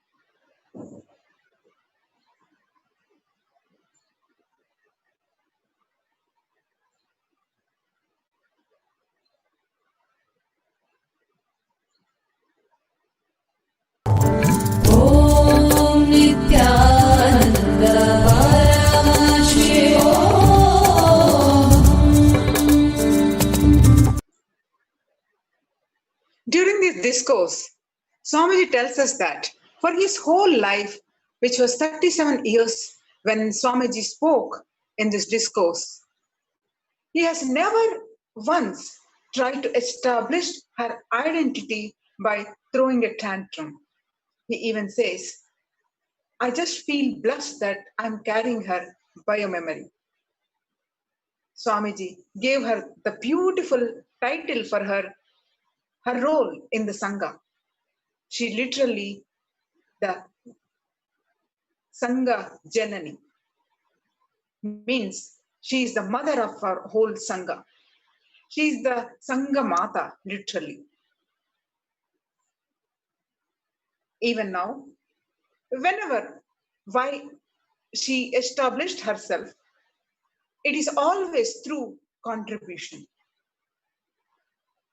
She is the embodiment of this one concept. Establish yourself only by contribution. If not, just like when she's not able to do that, she will just lie down, but never take up the other route of establishing the identity by throwing a tantrum or any power game or authority. If you lived in the ashram or if you have lived around her, you will know this one idea. She is the embodiment of that one idea. Swami Amma seeks to contribute to every single one's life. Swamiji reveals to us, even when family went through the worst poverty, never have seen her shouting at my father even once. Never I have seen her demanding from my father even once. Asking for something, fighting for something, even when my father was not in the right mental stage of doing some business successfully, even when he was frustrated, she took it up and started running a small grocery store. Throughout, she established her identity only by contributing. Swamiji says, I have not seen her once fighting with anybody, even though she gets bullied many times. The way she stood only by contributing. I have never seen her throwing tantrum or trying to establish her existence or survival by throwing tantrums. Even now, literally, she owns the whole Sangha.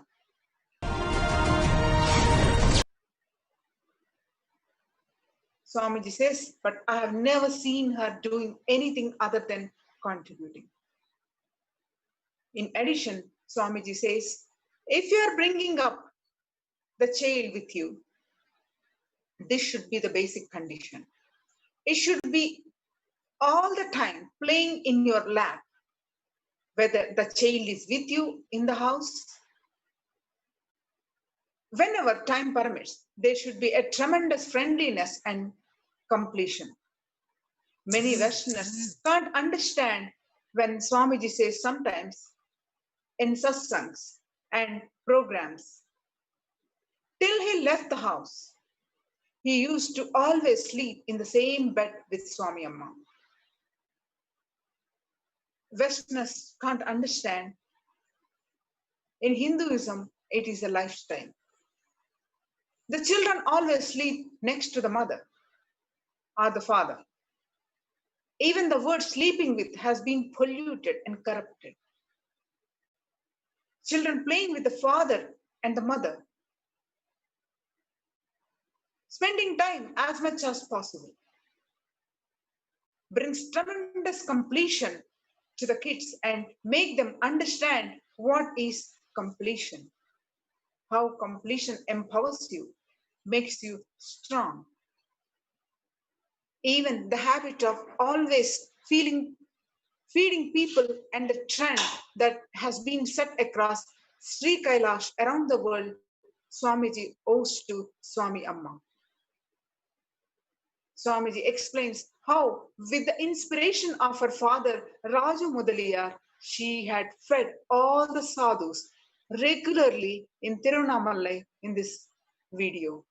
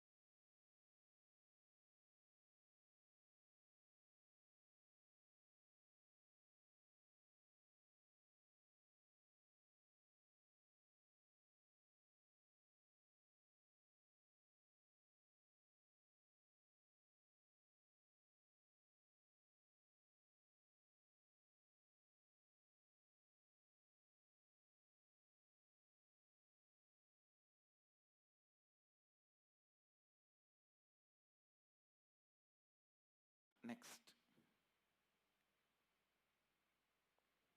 I've seen this in my own life.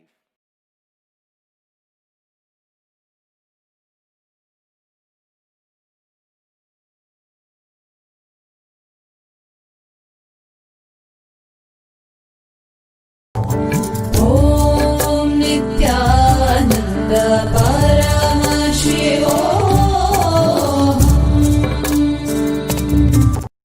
Next, I've seen this in my own life. My mother is a typical middle class lady. But I am an extreme guy in anything I take up. Anything I take up, I am fully into it.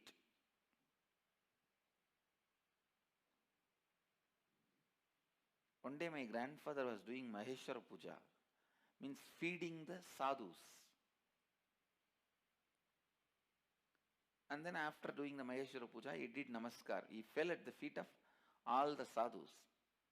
I asked my mother why he is falling at their feet after giving food. My mother said, we will get Shivaloka.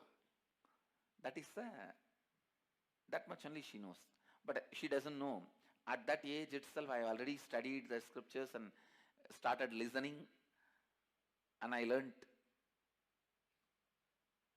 I think this happened around the age of 6 or 7. By that time, I am already exposed to Raghupati Yogi and his words. So she said, we will get Shivaloka. Then I told her, all right, if that is the case, then let us give. Every day let us feed all the sadhus who come. Then she said, no. We should do only this much.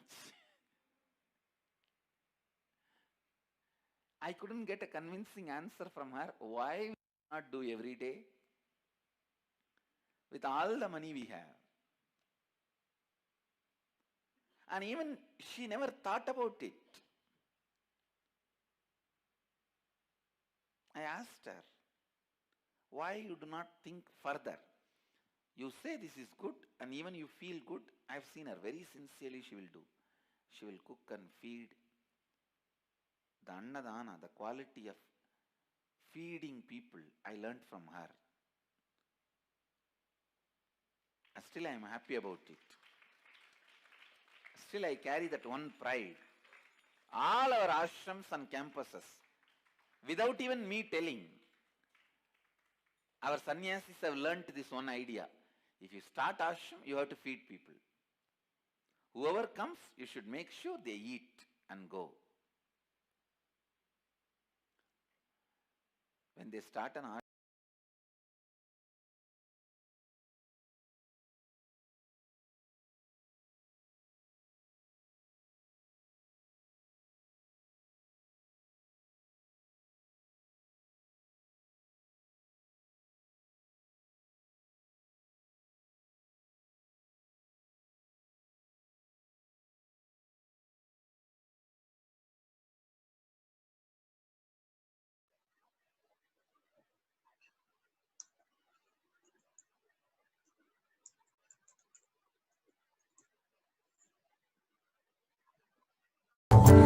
ॐ नित्यानन्द परमशिवोहम्।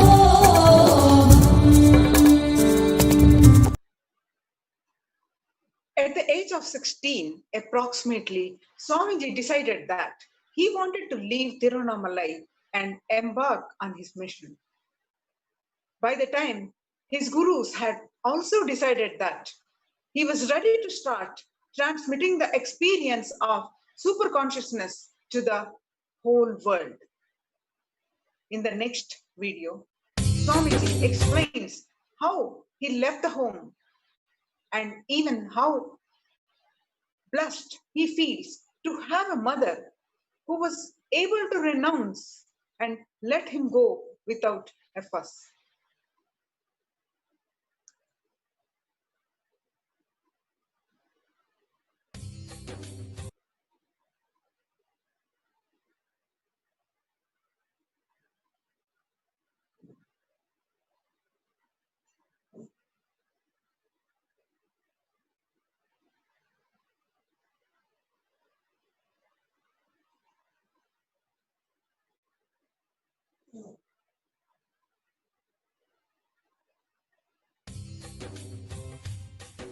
स्वभावचिन्मयानन्दं कृपापूर्णं जगत्पतिं हरिषड्वर्गजेतारं नित्यानन्दगुरुं भजे।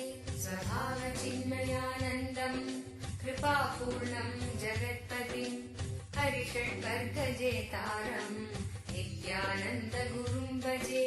स्वभावचिन्मय. like one common mother, when child leaves mother, always feels very sad. I don't want to let go and don't want to let go. Can you explain? If you can, what was your mother's reaction when you left the home? I know you will not leave, that is why I did not take birth to you. That is why I did not take birth to you. I can say, if mother is too possessive of a child, she will not even give birth. What to do then? Even giving birth is a form of a let go. She is allowing him to leave the body. Only a mother who is ready to allow that next level explosions to happen, who is ready to let go, who is ready to give inspiration, or who is ready to allow, can be the real mother. Understand? If you are that possessive, if you are that much sad, then you should not even give birth. You should continuously feed him through your umbilical cord. The umbilical cord connection should be continuously kept alive. Then carry him continuously. Why are you giving birth? Why are you allowing him to come out? How? Physically, only when you allow him to come out after 9 months, he can grow. Psychologically, after some time, only if you allow him to break from you, he can grow. Physical disconnection is birth, and psychological disconnection is sannyas. Understand? In that case, in that way, I am very fortunate. When I went and told my mother, it was late night. Still I remember, late night, around 11 o'clock. I went to temple and spent some time, and usually that is the time I will come back. When I come back, I had my own key. I'll open and come inside. I used to wear the wooden sandals, so that will create a big noise and wake up the whole house. The house was stone, granite floor. Those days, the Indian houses are all built with granite and teak wood. My grandmother used to say that the house was 300 years old. 300 years, something like a 10, 11 generation, they are living in the same house. Of course, huge house. Whenever I enter with that wooden sandals, it will make such a big sound, tatak, tatak, tatak, tatak. Then they will wake up. She'll wake up and prepare my food if I want to eat.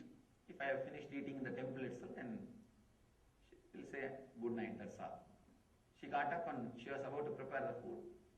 I called her and said, see, I have decided that I am going to go for sannyas, so you can give me food tonight. Even though I finished eating, you can give this food. I'll eat, because from tomorrow I am not going to be here. I am going for sannyas. It was a very casual announcement to her.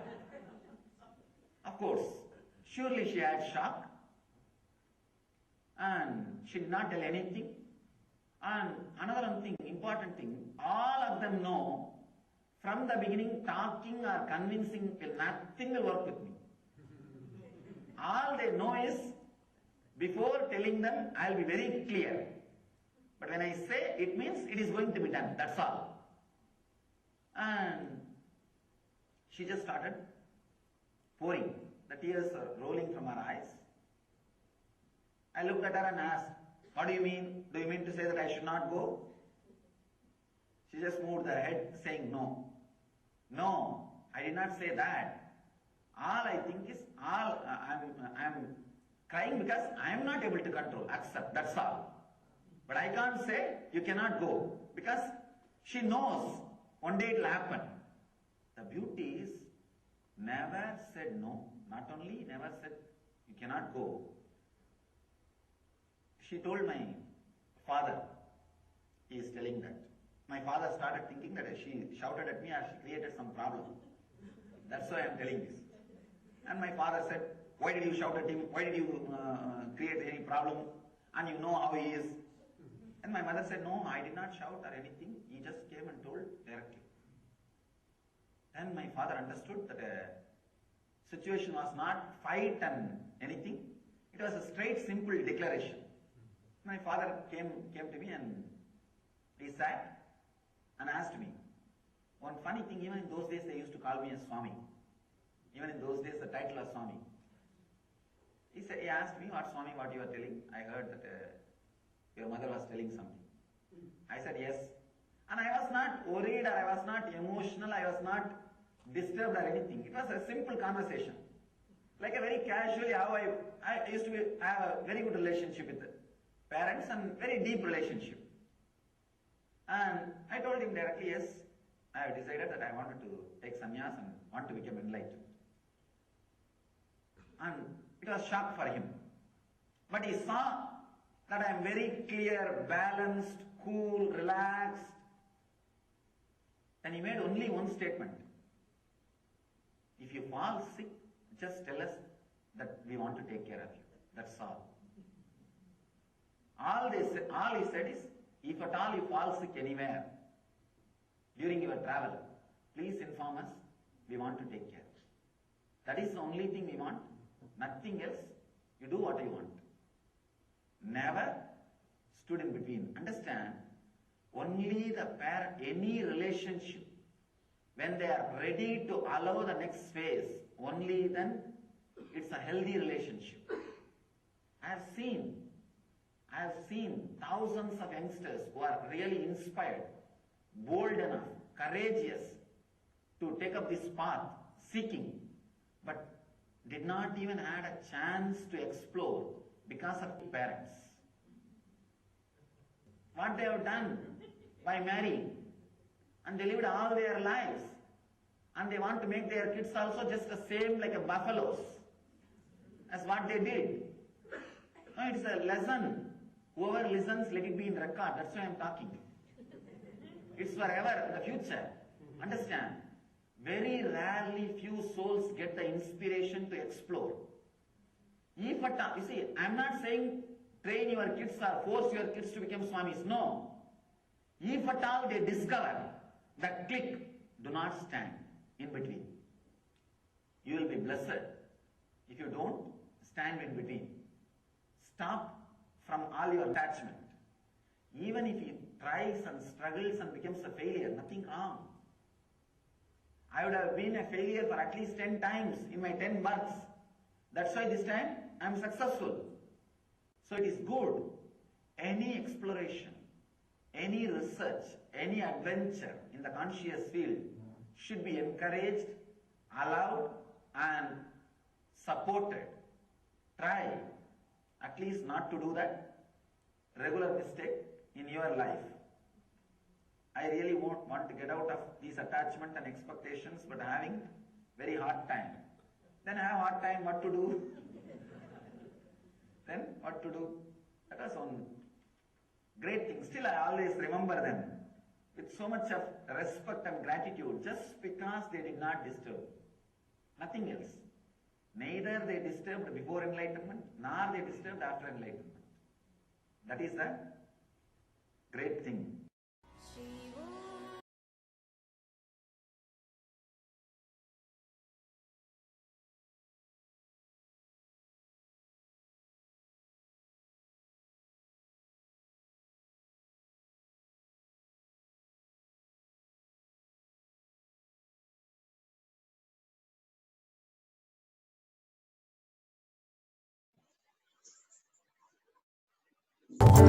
Om Nityanand परमशिवोहम्।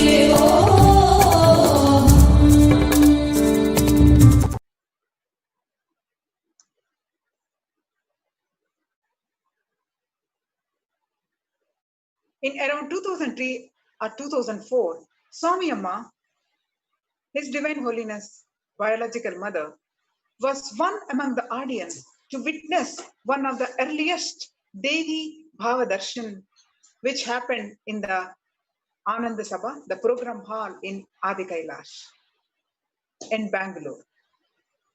During this darshan, in deep, fulfilling energy of the divine feminine consciousness, Parashakti expresses through Swamiji.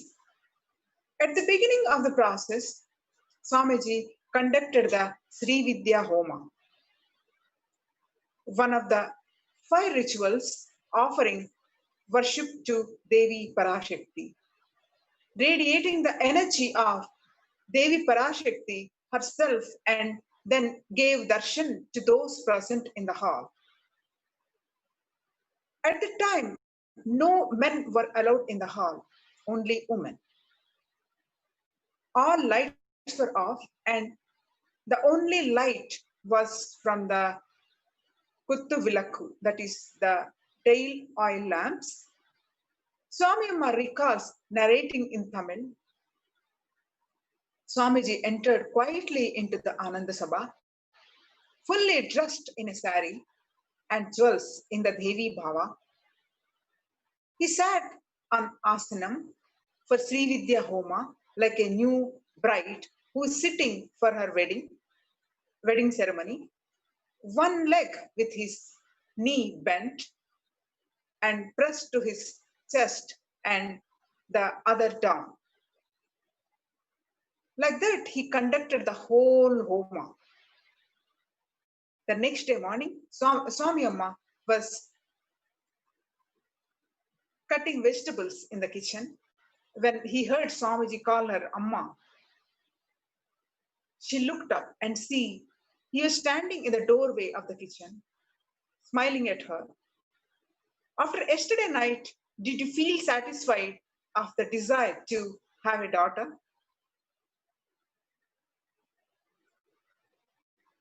She folded her hands and told him, I only had the satisfaction of seeing my own mother, the Divine Mother.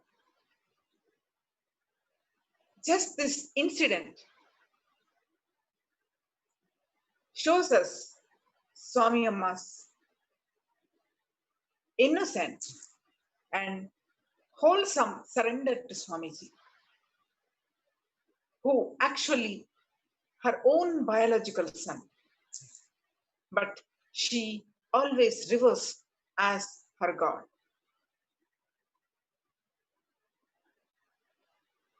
In 2019, Swamiji demonstrated power to heal the blind through initiation into the third eye. He blessed a handful of individuals to initiate others into this science. Among them was, of course, Swami Amma. Basic power He manifestation, publicly third eye. described that Paramashiva himself revealed her name, that she will be also to initiate others and live as his Divya Sharira, literally as Swamiji's own extension.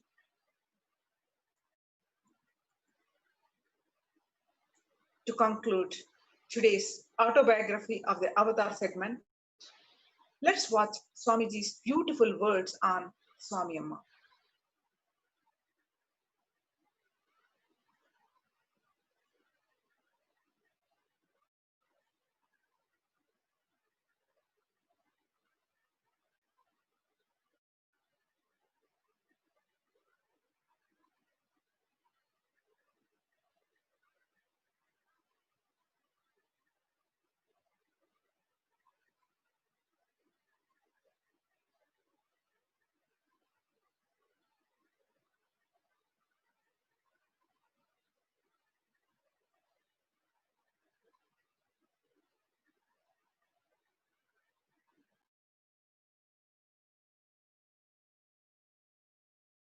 From your JIRA report, based on your integrity, I'm going to choose. Maybe I'll be calling only few hundred people. And whether you are a Kailasavasi or Balasan, or a devotee or disciple, based on your JIRA report, you will be called. You will be initiated into this science and educated into this science of Indrajala and Rasavada. Rasavada is a science of playing with molecules. Soon, the classes and initiations and programs will start. Approach Paramashiva with integrity and responsibility. Yesterday, when I was initiating everyone, the Divya Sariris, it's actually Paramashiva himself revealed my mother's name. Because she is the one never asks for anything, only goes on working. Whatever she can do, how much ever her health allows, and then she will rest. When she can't, again she'll start working. Never I have seen her asking. She will not even ask to meet me. Many people have asked, can I cook for Swamiji? But I have never seen my mother asking even the desire to cook for me. She will say, I'll cook for everyone in the Adinam, that's enough. That whatever I can, let me do that. She will not even demand to express her love for me. Even those opportunities she will not demand. That is the level of her love and commitment. Even Paramashiva very clear. He himself revealed her name. We have more than 2,000 requests from various organizations and individuals for getting initiated into third eye, born blind and born blind people associations and visually impaired associations and everyone. We will start in all our Adinams the program for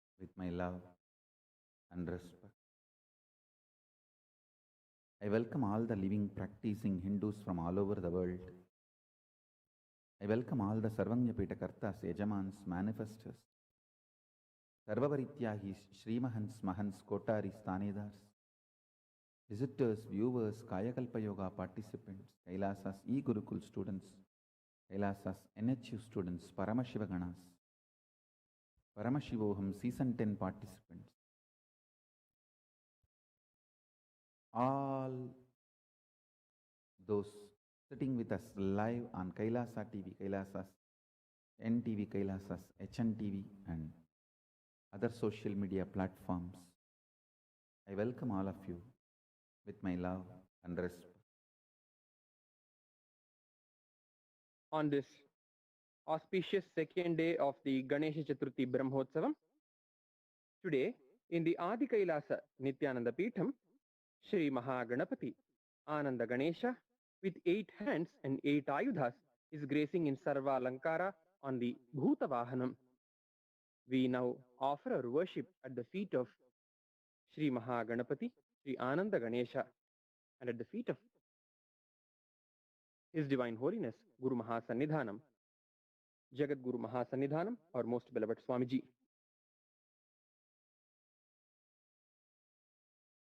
Gajananam bhutaganadhisevitam kapitthajambu phalasarabhakshitam umasutam shokavinashakaranam namami Vigneshwara padapankajam. Om Dhurasi Dhurvadhurvantan Dhurvatanyo Osman Dhurvaditan Dhurvayam Vayam Dhurvamasvan Devanamasi Sastitamam Papritamam Jushtatamam Vanhitamam Devahutamam Ahritamasi Havirdhanandrigam Hasvamahva Armitrasya Tvachakusha Prekshema Bherma Samvikha Matva Higum Tisham. Om Gam Ganapataye Namaha Dhupamagrapayami.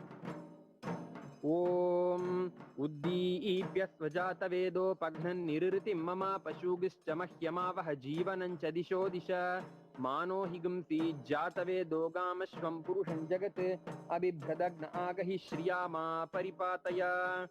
Om Gam Ganapataye Namaha Yekaharati Deepam Sandarshayami.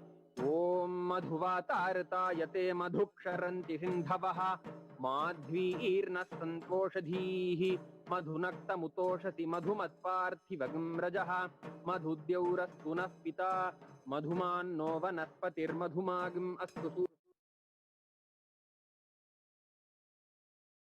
Madhvirgavo Bhavantunaha Madhu Madhu Madhu. Om Gam Ganapataye Namaha. Nana Vidhani Naivedyani Nivedayami. Nivedananantaram Achamanam Samarpayami. Om Namo Vratapataye Namo Ganapataye Namah Pramathapataye Namaste Stulambodaraye Kadantaya Vighna Vinashine Shivasutaya Varadamurtaye Namaha. Ekadantaya Vidmahe Vakratundaya Dhimahi Tanno Danti Prachodayat. न तत्र सूर्यो भाति न चन्द्र तारकं नेमा विद्युतो भान्ति कुतो यमग्निः तमेव भान्तम् अनुभाति सर्वं तस्य भासा सर्वमिदं विभाति. ओम गम गणपतये नमः. ओम श्री महागणपते नमः. श्री आनंद गणेशाय नमः. सर्वदेव देवी स्वरूपाय भगवते श्री नित्यानंद परमशिवाय नमः. सर्वोपचार पूजार्थे सर्वापराध क्षमापणार्थे समस्त मंगल प्राप्त्यर्थे आनंद कर्पूर नीराजनं संदर्शयामि रक्षां धारयामि.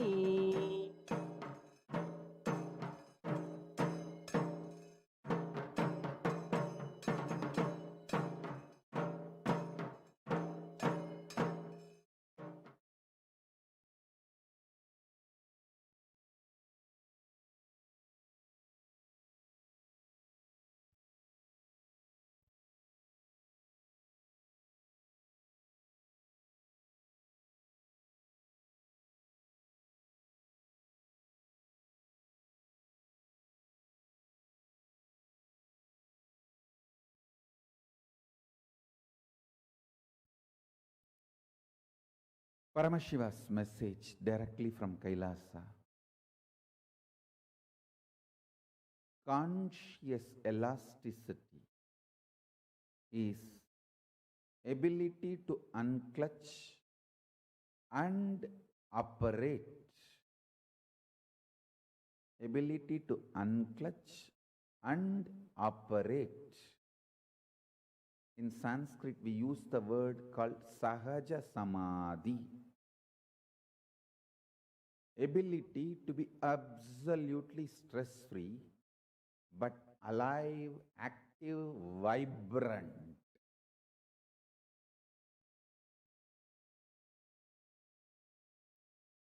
I can sit in Nirvikalpa Samadhi whole day in this Batmasana and go on releasing the ideas about Kailasa, Reserve Bank of Kailasa. Morning Satsangathula introduce பண்ண போறேன்னு சொன்னங்க. யாத நியூஸ் ஆக்கிட்டாரு. இன்னும் ரிலீஸ் பண்ண கூட இல்லை. பண்றேன்னு சொன்னேன், அவ்வளவுதான். எல்லாம் தெரிஞ்சுக்கோங்க. நம்ம டிவோட்டீஸ், டிசைபிள்ஸ், சிஷ்ய கோடிங்கெல்லாம் தெரிஞ்சுக்கோங்க. உங்களை விட சின்சியரா அவனுங்கெல்லாம் சத்சங்கம் பார்த்துட்டு இருக்கானுங்க. அவனுங்க என்லைட்டன் ஆகிறதுக்கு மட்டும் நீங்க ஆயிடுங்க. என்னையா போற போக்க பார்த்தா அந்த காலத்திலலாம் ஒரு சாதாரணமா நாடுன்னு நடத்துற ஒரு என்ன பண்ணுவாங்க, அந்த நாட்டோட பிரசிடென்ட், பிரைம் மினிஸ்டர், அதிபர், இவங்கெல்லாம் ஏதாவது ஒரு விஷயத்தை உலகத்துக்கு சொல்லணும்னா அவங்க மீடியாவை கூப்பிடுவாங்க, ப்ரெஸ் மீட் நடத்துவாங்க, சொல்லுவாங்க, அது உலகம் முழுக்க பரவும். நம்ம இருந்த இடத்துல இருந்து எதையோ சொல்லிட்டே இருக்கிறோம். அவன்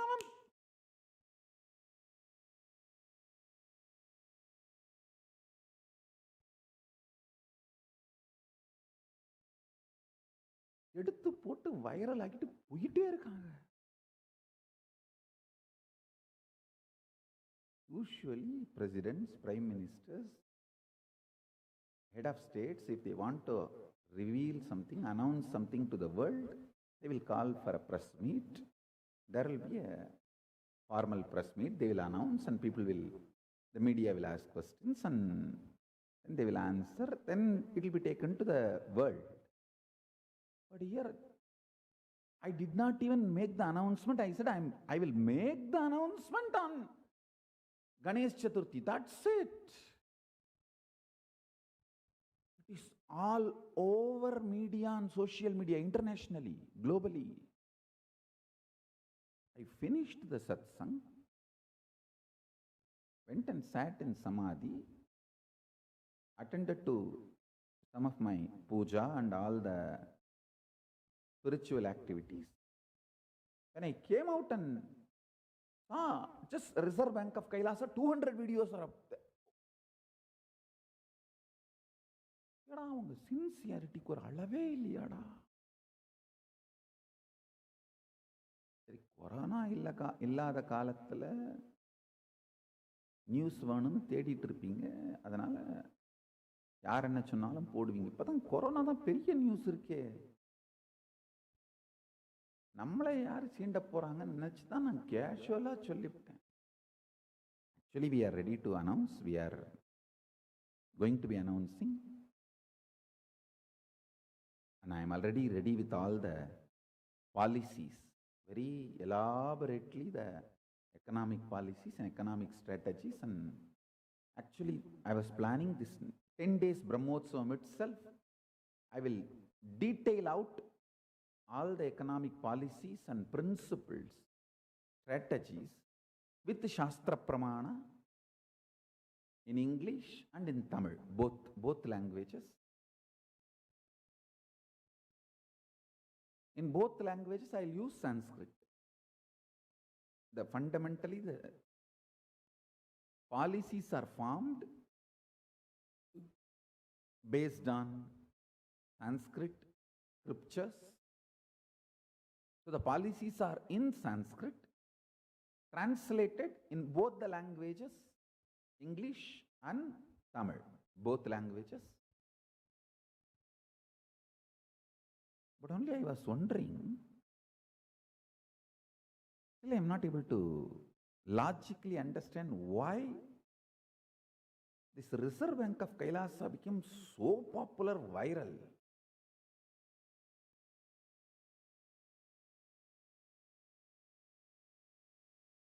Because I am talking every day, so many things.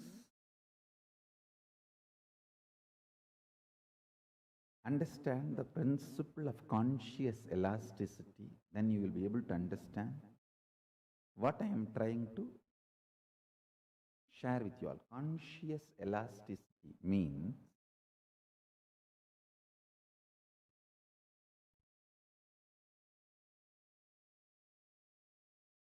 ability to completely unclutch and ability to fully involve both.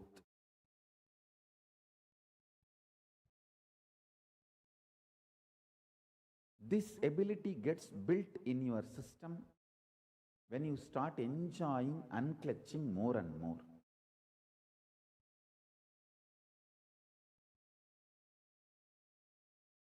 There was a great saint, Ramalinga Vallalar,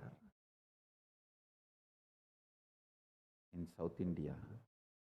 He gives a beautiful 3 instruction. Pasittiru, Thanittiru, Vizhittiru.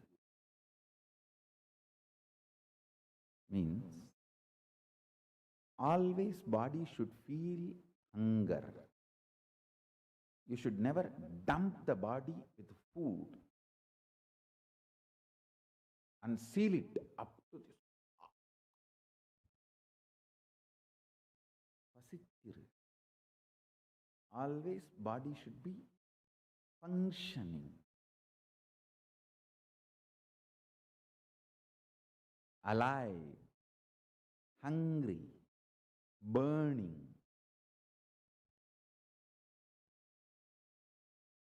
Jataragni should be burning. See the Homagni also in Yagunda also. If you dump the whole thing, the fire will be choked and it will not even be able to burn whatever you offered as ahuti. So you should do it in such a way that the fire should not be overloaded. Same way the Jataragni, the fire in your stomach,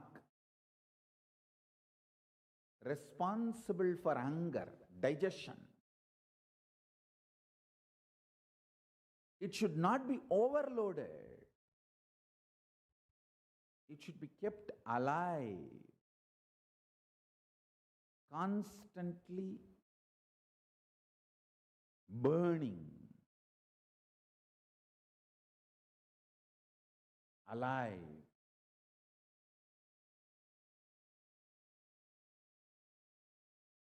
Excited, inspired, burning. Listen carefully.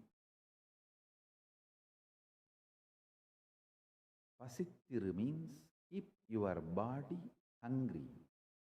Always, always a level of hunger should be there. Thanittiru, be unclutched. Vizhittiru, be fully alive in the state of Turiyatita and Turiyatita. That's the essence of this great saint's teaching, Ramalinga Vallalar. Pasittiru, Thanittiru, Vizhittiru. These 3 will make the conscious elasticity happen in you.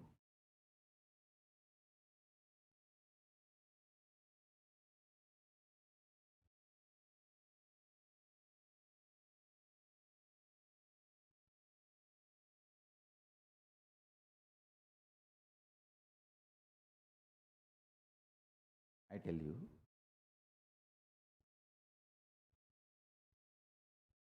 human mind is capable of manifesting everything in the life. Listen carefully. You are absolutely capable of manifesting all the powers and possibilities of Paramashiva. Your delusion, I should say, the delusion forcibly dumped on you by society,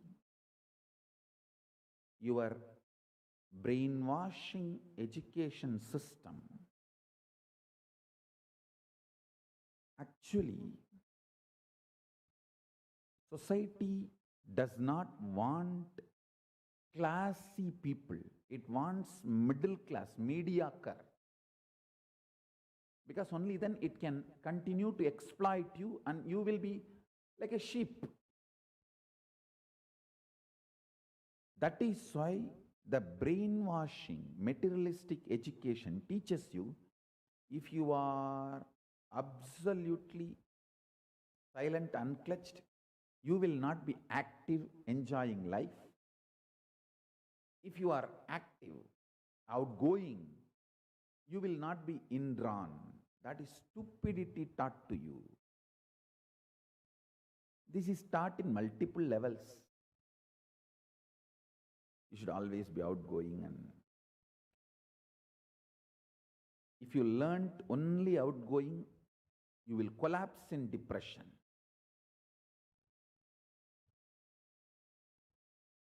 If you learnt only going inside,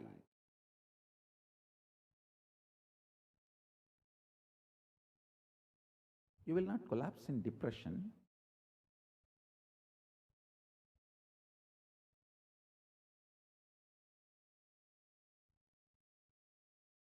Maybe you will be a little impractical with the outer world.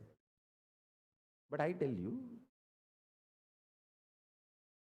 real unclutching is neither only going inward nor only going outward.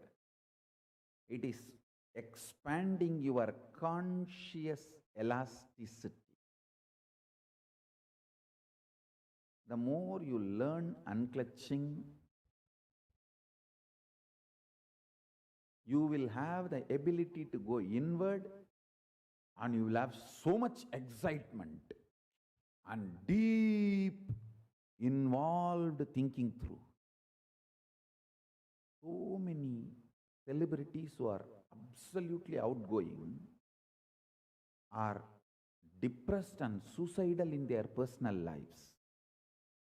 Celebrity suicide is not accident. By the fundamental design of the binary logic and Macaulay education and materialistic brainwashing, only outgoing person has to be suicidal. It's not something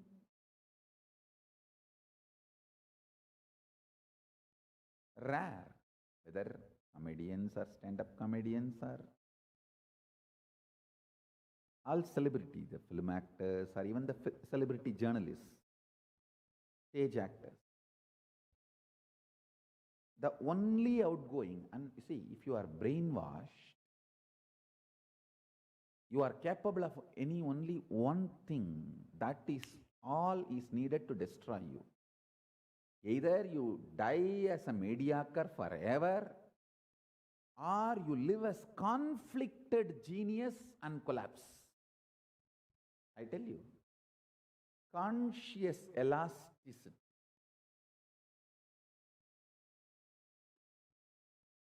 Capacity to be in absolute Turyadita, in Nirvikalpa Samadhi, and Jakrat, involved. Conscious elasticity means you can catch a thought before it gets formed inside you. Microscopic. And you can see the stars. Telescopic.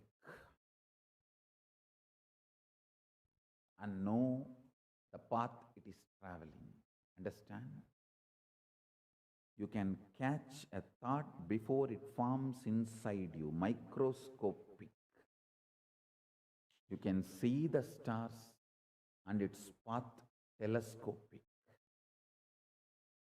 is what I call as conscious elasticity. I tell you, you are simply capable of it.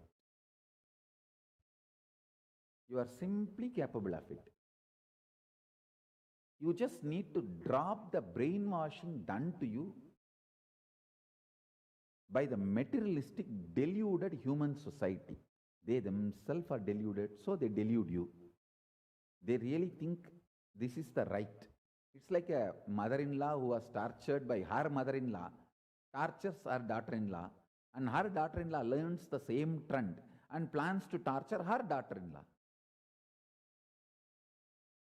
Inherited stupidity is the delusion of society. Understand? Hindu tradition is the most beautiful inherited enlightenment ecosystem. But brutally, violently, we let that inherited enlightenment ecosystem to be raped literally by the invaders. Almost lost it and standing now as orphans. Every temple disturbed is a rape happens on that ecosystem. For example, Shabarimala Ayyappan temple.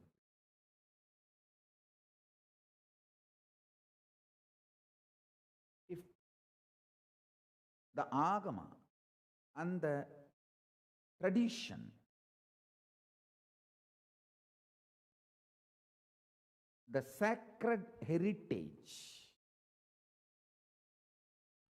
says don't allow mensurating women to this temple, that's it. It is to keep that enlightenment ecosystem of that temple for which that infrastructure, that temple was created. To be kept alive, those principles should be followed. Crossing that is literally abusing, raping that enlightenment ecosystem. It is not good. It is not right.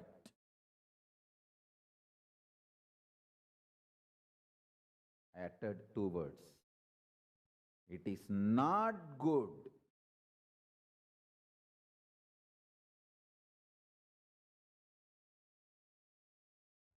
It is not right.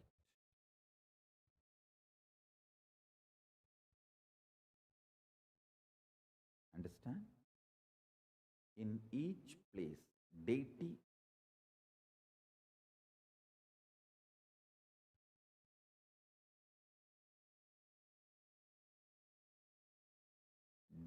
is birthed. Means God is requested and prayed to take birth in the form of that deity, like Parandama has taken the Archavatara of Attivardhar due to Brahma's prayer. Then Venkateshwara, Srinivasa becomes Archavatara after he completes what he needs to complete with the body he was using. Meenakshi is birthed by the prayers of Malayadvajan and Kanchanamala.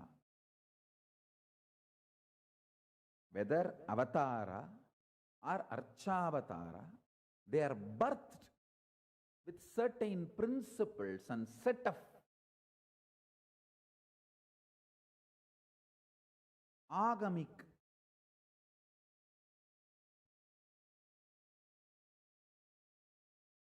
cosmic science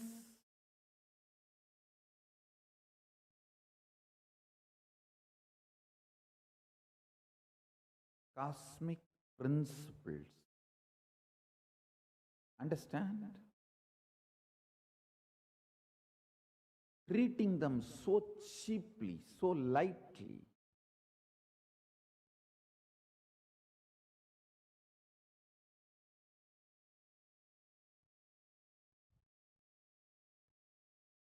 Is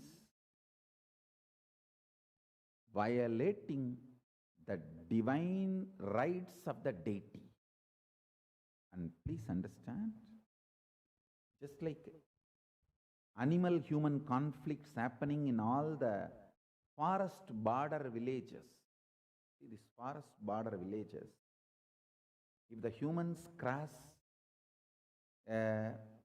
understanding they have with animals, animals will cross the understanding they have with human beings. It's like there's an understanding. This is the border. I will not cross this. You don't cross this. As long as we maintain our understandings, they also maintain. The conflicts will not be there. But when we cross, they cross, and then after that, once we cross and they cross and the conflict starts, nothing goes logically. It's all then war, runs into riot. Then it becomes survival. Whether you kill the animal first or animal kills you the first.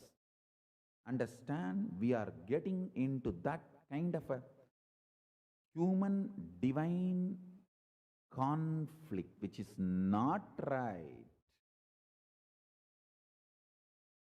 The greatest thing India has is Hindu energy centers, Shakti Peethas, enlightenment ecosystems gifted by great Hindu incarnations, sages, saints, rishis, munis. Anti-Hindu forces are let loose, and the way they are raping these enlightenment ecosystems,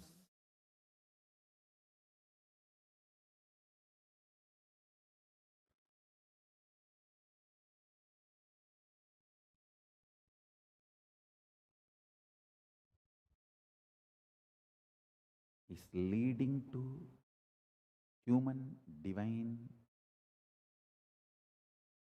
conflicts.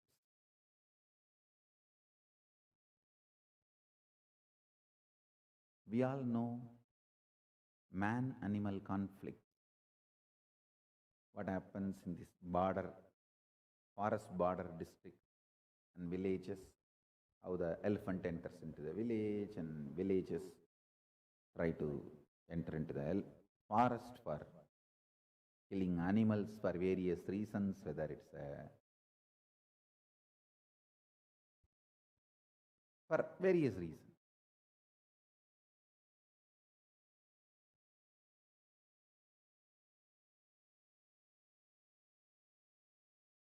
Invading the sacred is neither good nor right.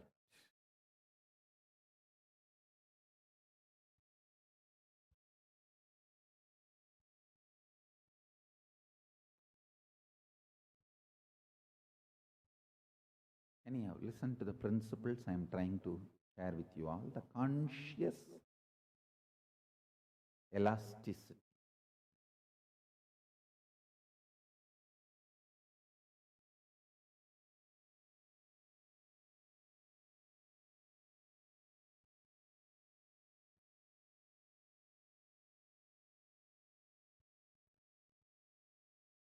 Learn more and more to be alive, awake,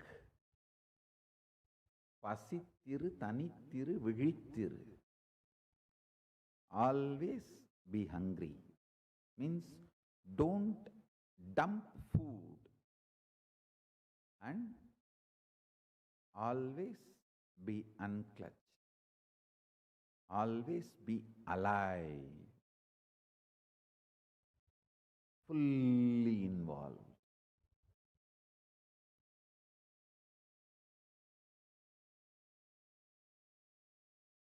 I can sit whole day in samadhi, unclutched, and get involved to the extreme details of micromanaging.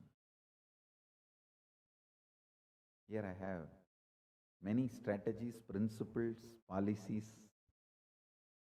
to share with you all, of course with the whole world.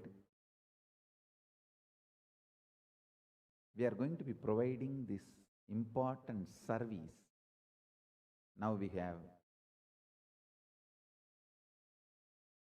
a large number of people interested in Hinduism and Kailasa. We are going to be providing these services. First, Hindu compliance body. See, just like Islam has their structure of halal meat. Even in the meat, they have a standard. These all the procedures should be followed. Only then, this is the meat accepted as per their religion, their standards, their beliefs.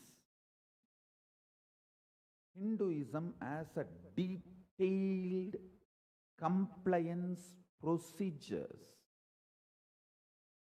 for everything. Food, business standards. Just like many countries have their own standards for service providing, for hotels, for any services provided, even for that there are standards. In some countries they call it ISI mark, some countries AG mark, each country has their own system. The compliance system to classify the standard, like 3-star hotel, 4-star hotel, 5-star hotel, how you classify. Some religions have their compliance system, some nations have their compliance system. I wanted to revive the Hindu compliance system to the whole world. We are going to do this as a service to the world. We are not going to charge anything for this. Anybody can ask whether their house is compliant as per Hindu Shastra. We will provide a knowledge-based service. We will provide you with the details.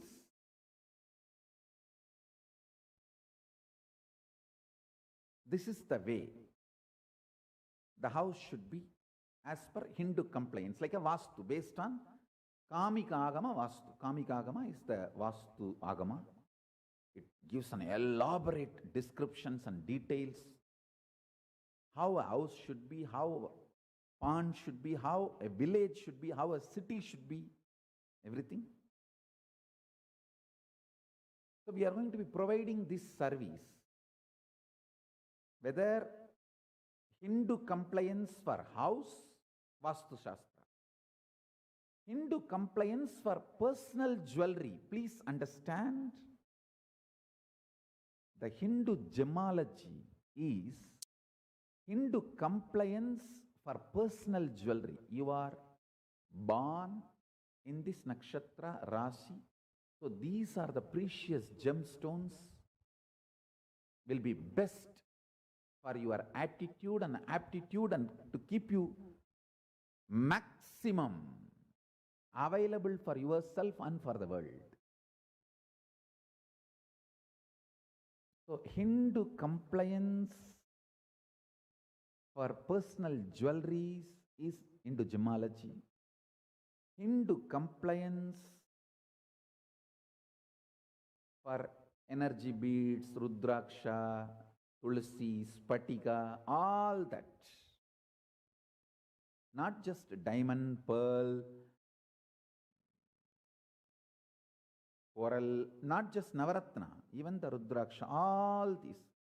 Hindu compliance for personal jewelry.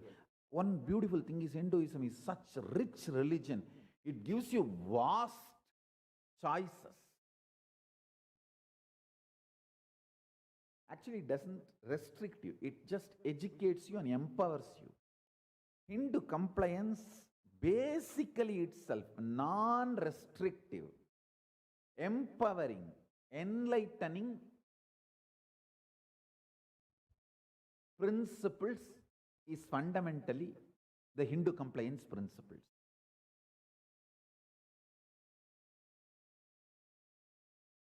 If you ask about the jewelry, you will not find a single restricting rule. You will only find empowering principles. You have this option, this choice, that choice. So much you can enjoy with all this using your own creativity. Same way, house. Vastu. Vastu is not restrictive, empowering. Whether to conduct certain ritual or to conduct your business, the Hindu compliance or to offer some service. Elaborate scriptures are available. I am going to revive and make it available. Please understand, somehow unfortunately, last 200 years, forcibly, we are made to believe Hinduism is functional principle only for enlightenment and spirituality.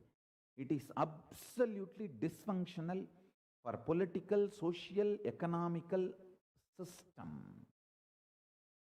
See, making Hindu family structure, Hindu social structure dysfunctional is the greatest crime done against humanity.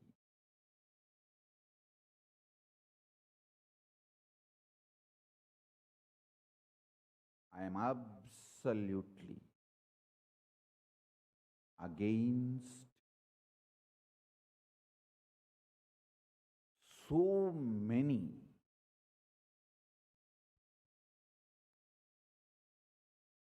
brainwashing attacks on Hinduism.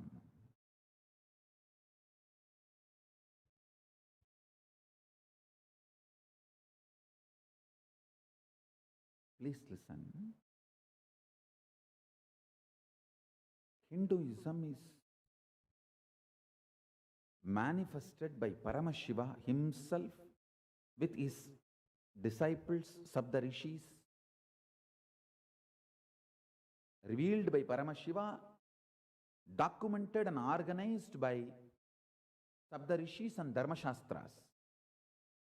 If you get somebody of that caliber, absolute selfless tyagis and brilliant, and develop certain principles, and using that principles you want to replace them with Hindu principles, I am absolutely okay, because Hinduism itself does not say no to it. It says Smriti can be changed, Dharma Shastras can evolve. The beauty of Hinduism. The founding fathers had tremendous trust on the intelligence of the future generations. But unfortunately, we are not trying to upgrade, we are trying to invade. Upgrading is different, invading is different. Invading the Smritis is not upgrading the Smritis. Making Hindu family structure as dysfunctional family structure, making Hindu social structure as dysfunctional social structure. These are the worst crimes being committed against humanity.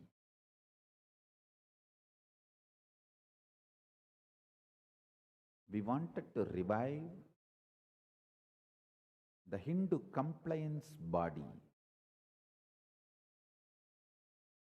Whether you want to build a temple, you want to build your home, we support you, help you with Hindu law, the Hindu compliance, Hindu principles. Anti-Hindu forces, 5M, they just invade and evade, avoid dealing with or accepting morally, legally required responsibilities, but just invade. That is the way Hinduism is being abused and literally raped by the anti-Hindu terrorists and mafia.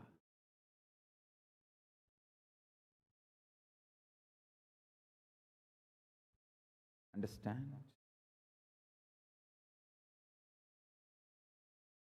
So reviving Hindu compliance body and Hindu compliance, we are also going to make it as a very transparent. All the original principles we already started translating. For example, hotel service. What is Hindu compliance in the hotel service? And food. What is Hindu compliance for vegetarian food? Non-vegetarian food. What is Hindu compliance for non-vegetarian food?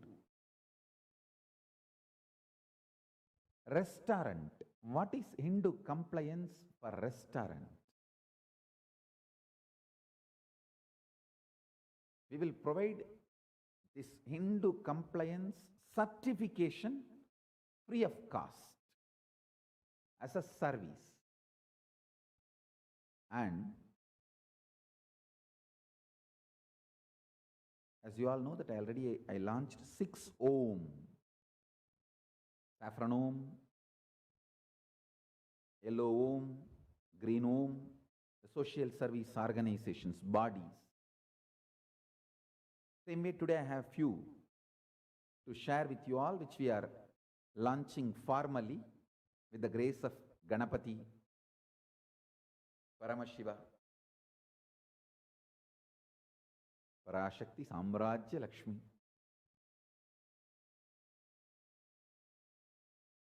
Hindu import and export, IMPEX, Hindu IMPEX services for strengthening and promotion of global import-export of Hindu products, Hindu goods, Hindu services that support Hindu principles, Hindu international trade, is the exchange of capital across international borders or territories, because there is a need or want of Hindu goods, Hindu services or Hindu products.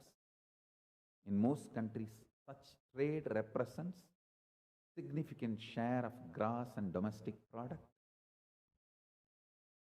With this principle,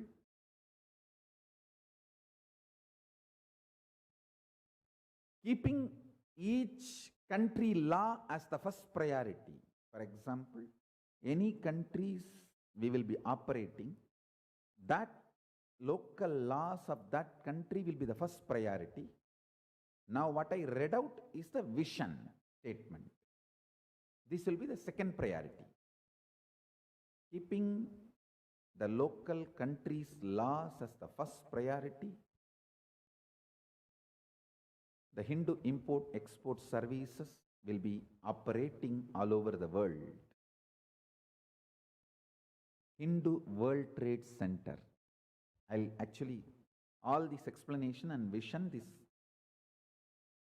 strategies, policies, economic policies, everything I will publish it with the Shastra Pramana, with the original Sanskrit Shastra Pramana references and English translation and Tamil translation, practical implication and executive order, everything. I'll share it with you all. Now I am just introducing Hindu World Trade Center. A Hindu World Trade Center is a apolitical organization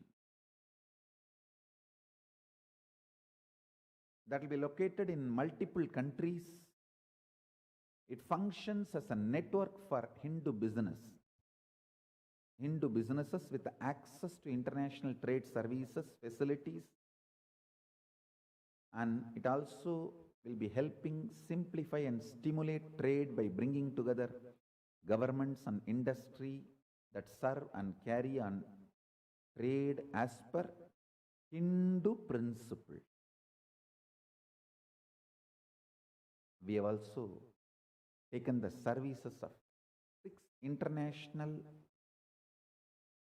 organizations in the field of auditing, legal services, and knowledge input for currency, banking services, structuring these legal bodies all over the world. For example, if somebody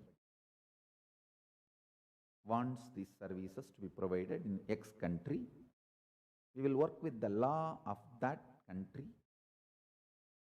As per that X country's law, we will form the bodies, legal bodies needed, whether for-profit entity or non-profit entity. There are some countries which provide both for-profit, non-profit together. So as per that country's law, the legal infrastructures will be established, and with the vision of Hindu principles and Kailasa, those services will be provided. As and now, we are launching all these services: Hindu compliance body, Hindu import-export, Hindu World Trade Center, everything as a service-oriented, means non-profit. We are not expecting any profit from these services. We are going to provide these services to help people live Hindu principles. As and now, this is the policy. There will also be an organization, Hindu Holdings, that owns the stock of Hindu companies. The Hindu holding company, it doesn't produce any goods or services itself. Its purpose is to own the shares of other Hindu companies to form Hindu corporate group.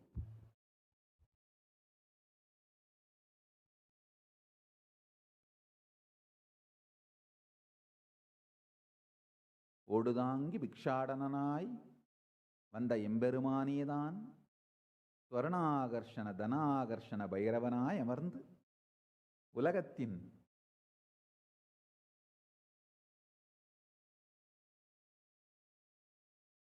அர்த்தத்தை அர்த்தத்தோடு நிகழ்த்துகிறான். Paramashiva, who came as a bhikshadana with a begging bowl, the same Paramashiva sits as Swarnakarshana, Dhanakarshana Bhairava, and runs the economy of the universe.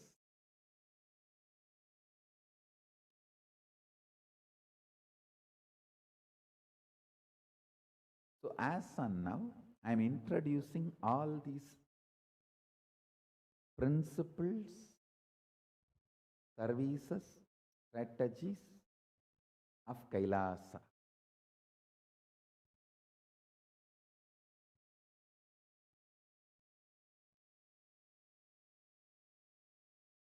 I have always seen the disciples who feel, wow, Swamiji is doing so much. They do so much, contribute to the world. Some of the bongus who feel, he tells so many things. Will ever all these become reality? They never do anything in their life. They are extreme, frozen, convinced failure due to their non-involvement and laziness. They project the same on me. I'm just 42. Just look at the history, my track record, what I have achieved. I might have come little late to deliver whatever I claimed, but never went without delivering. Whether it is a software to make the animals speak in Sanskrit and Tamil, or powers of Paramashiva, I might have come a few days late, but never missed delivering the product. See, sometimes the delay in time happens due to the attack from the anti-Hindu forces, and how I need to handle them and then contribute my positive contributions. Unfortunately, Hindus are too broken. That's the right word I'll use. Last 1,000 years of slavery, and especially 200 years of brutal brainwashing and slavery. Hindus lost confidence that Hinduism is a functional social system, economic system, legal system. Please understand, still Hindus are having the confidence Hinduism is a functional religious system. But unfortunately, even Hindus are not ready to believe Hinduism is functional business system. Hinduism is functional trade system. Hinduism is functional social system. Hinduism is functional for all your pleasures, joys, luxuries, comforts. It is absolutely practical even in modern day. Even Hindus lost confidence in this. Hinduism is a powerful, beautiful, stable, functional legal system.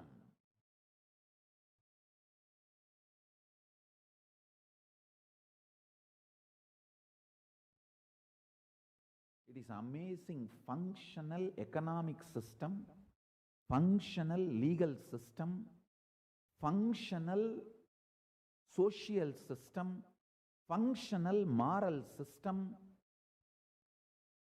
I am trying to revive each of that aspect through a ministry. The finance ministry of KAILASA is with the only vision and motive of making world understand Hinduism is a functional economic system. Same way, Hinduism is a functional education system. Hinduism is a functional medical system. Please understand.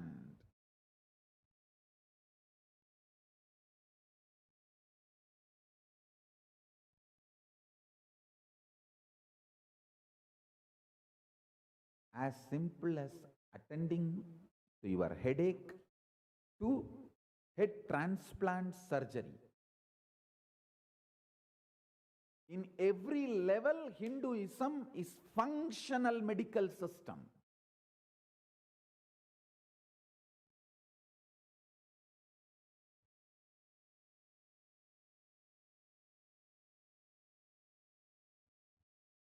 So my job is to make people feel confident about functionality of Hinduism. Hinduism is amazing.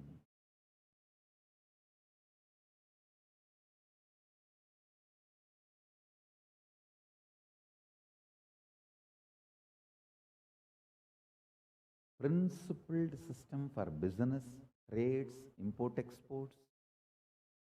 We had a beautiful functional principles and laws. I'll be reviving all of that and revealing it to the world. I am not competition for any country, any religion. I don't hate any country, any religion. I just want to revive Hinduism and Hindu principles. I have tremendous confidence on Hindu principles due to the inspiration given to me by Paramashiva and my own gurus. Guru Parampara. So I want to revive the Hindu economic principles, not competing with any country or any religion, complementing to all countries and all religions. I am not competition, I am complement. With this, I bless you all. Let's all radiate with integrity, authenticity, responsibility, enriching, causing, living Shuddhatvaita Saivam. The state, space, powers, being, superconsciousness and Kailasa of Paramashiva. Paramashivoham. Om Nithyananda Paramashivoham. The eternal bliss, Nithyananda. Thank you. Be blissful.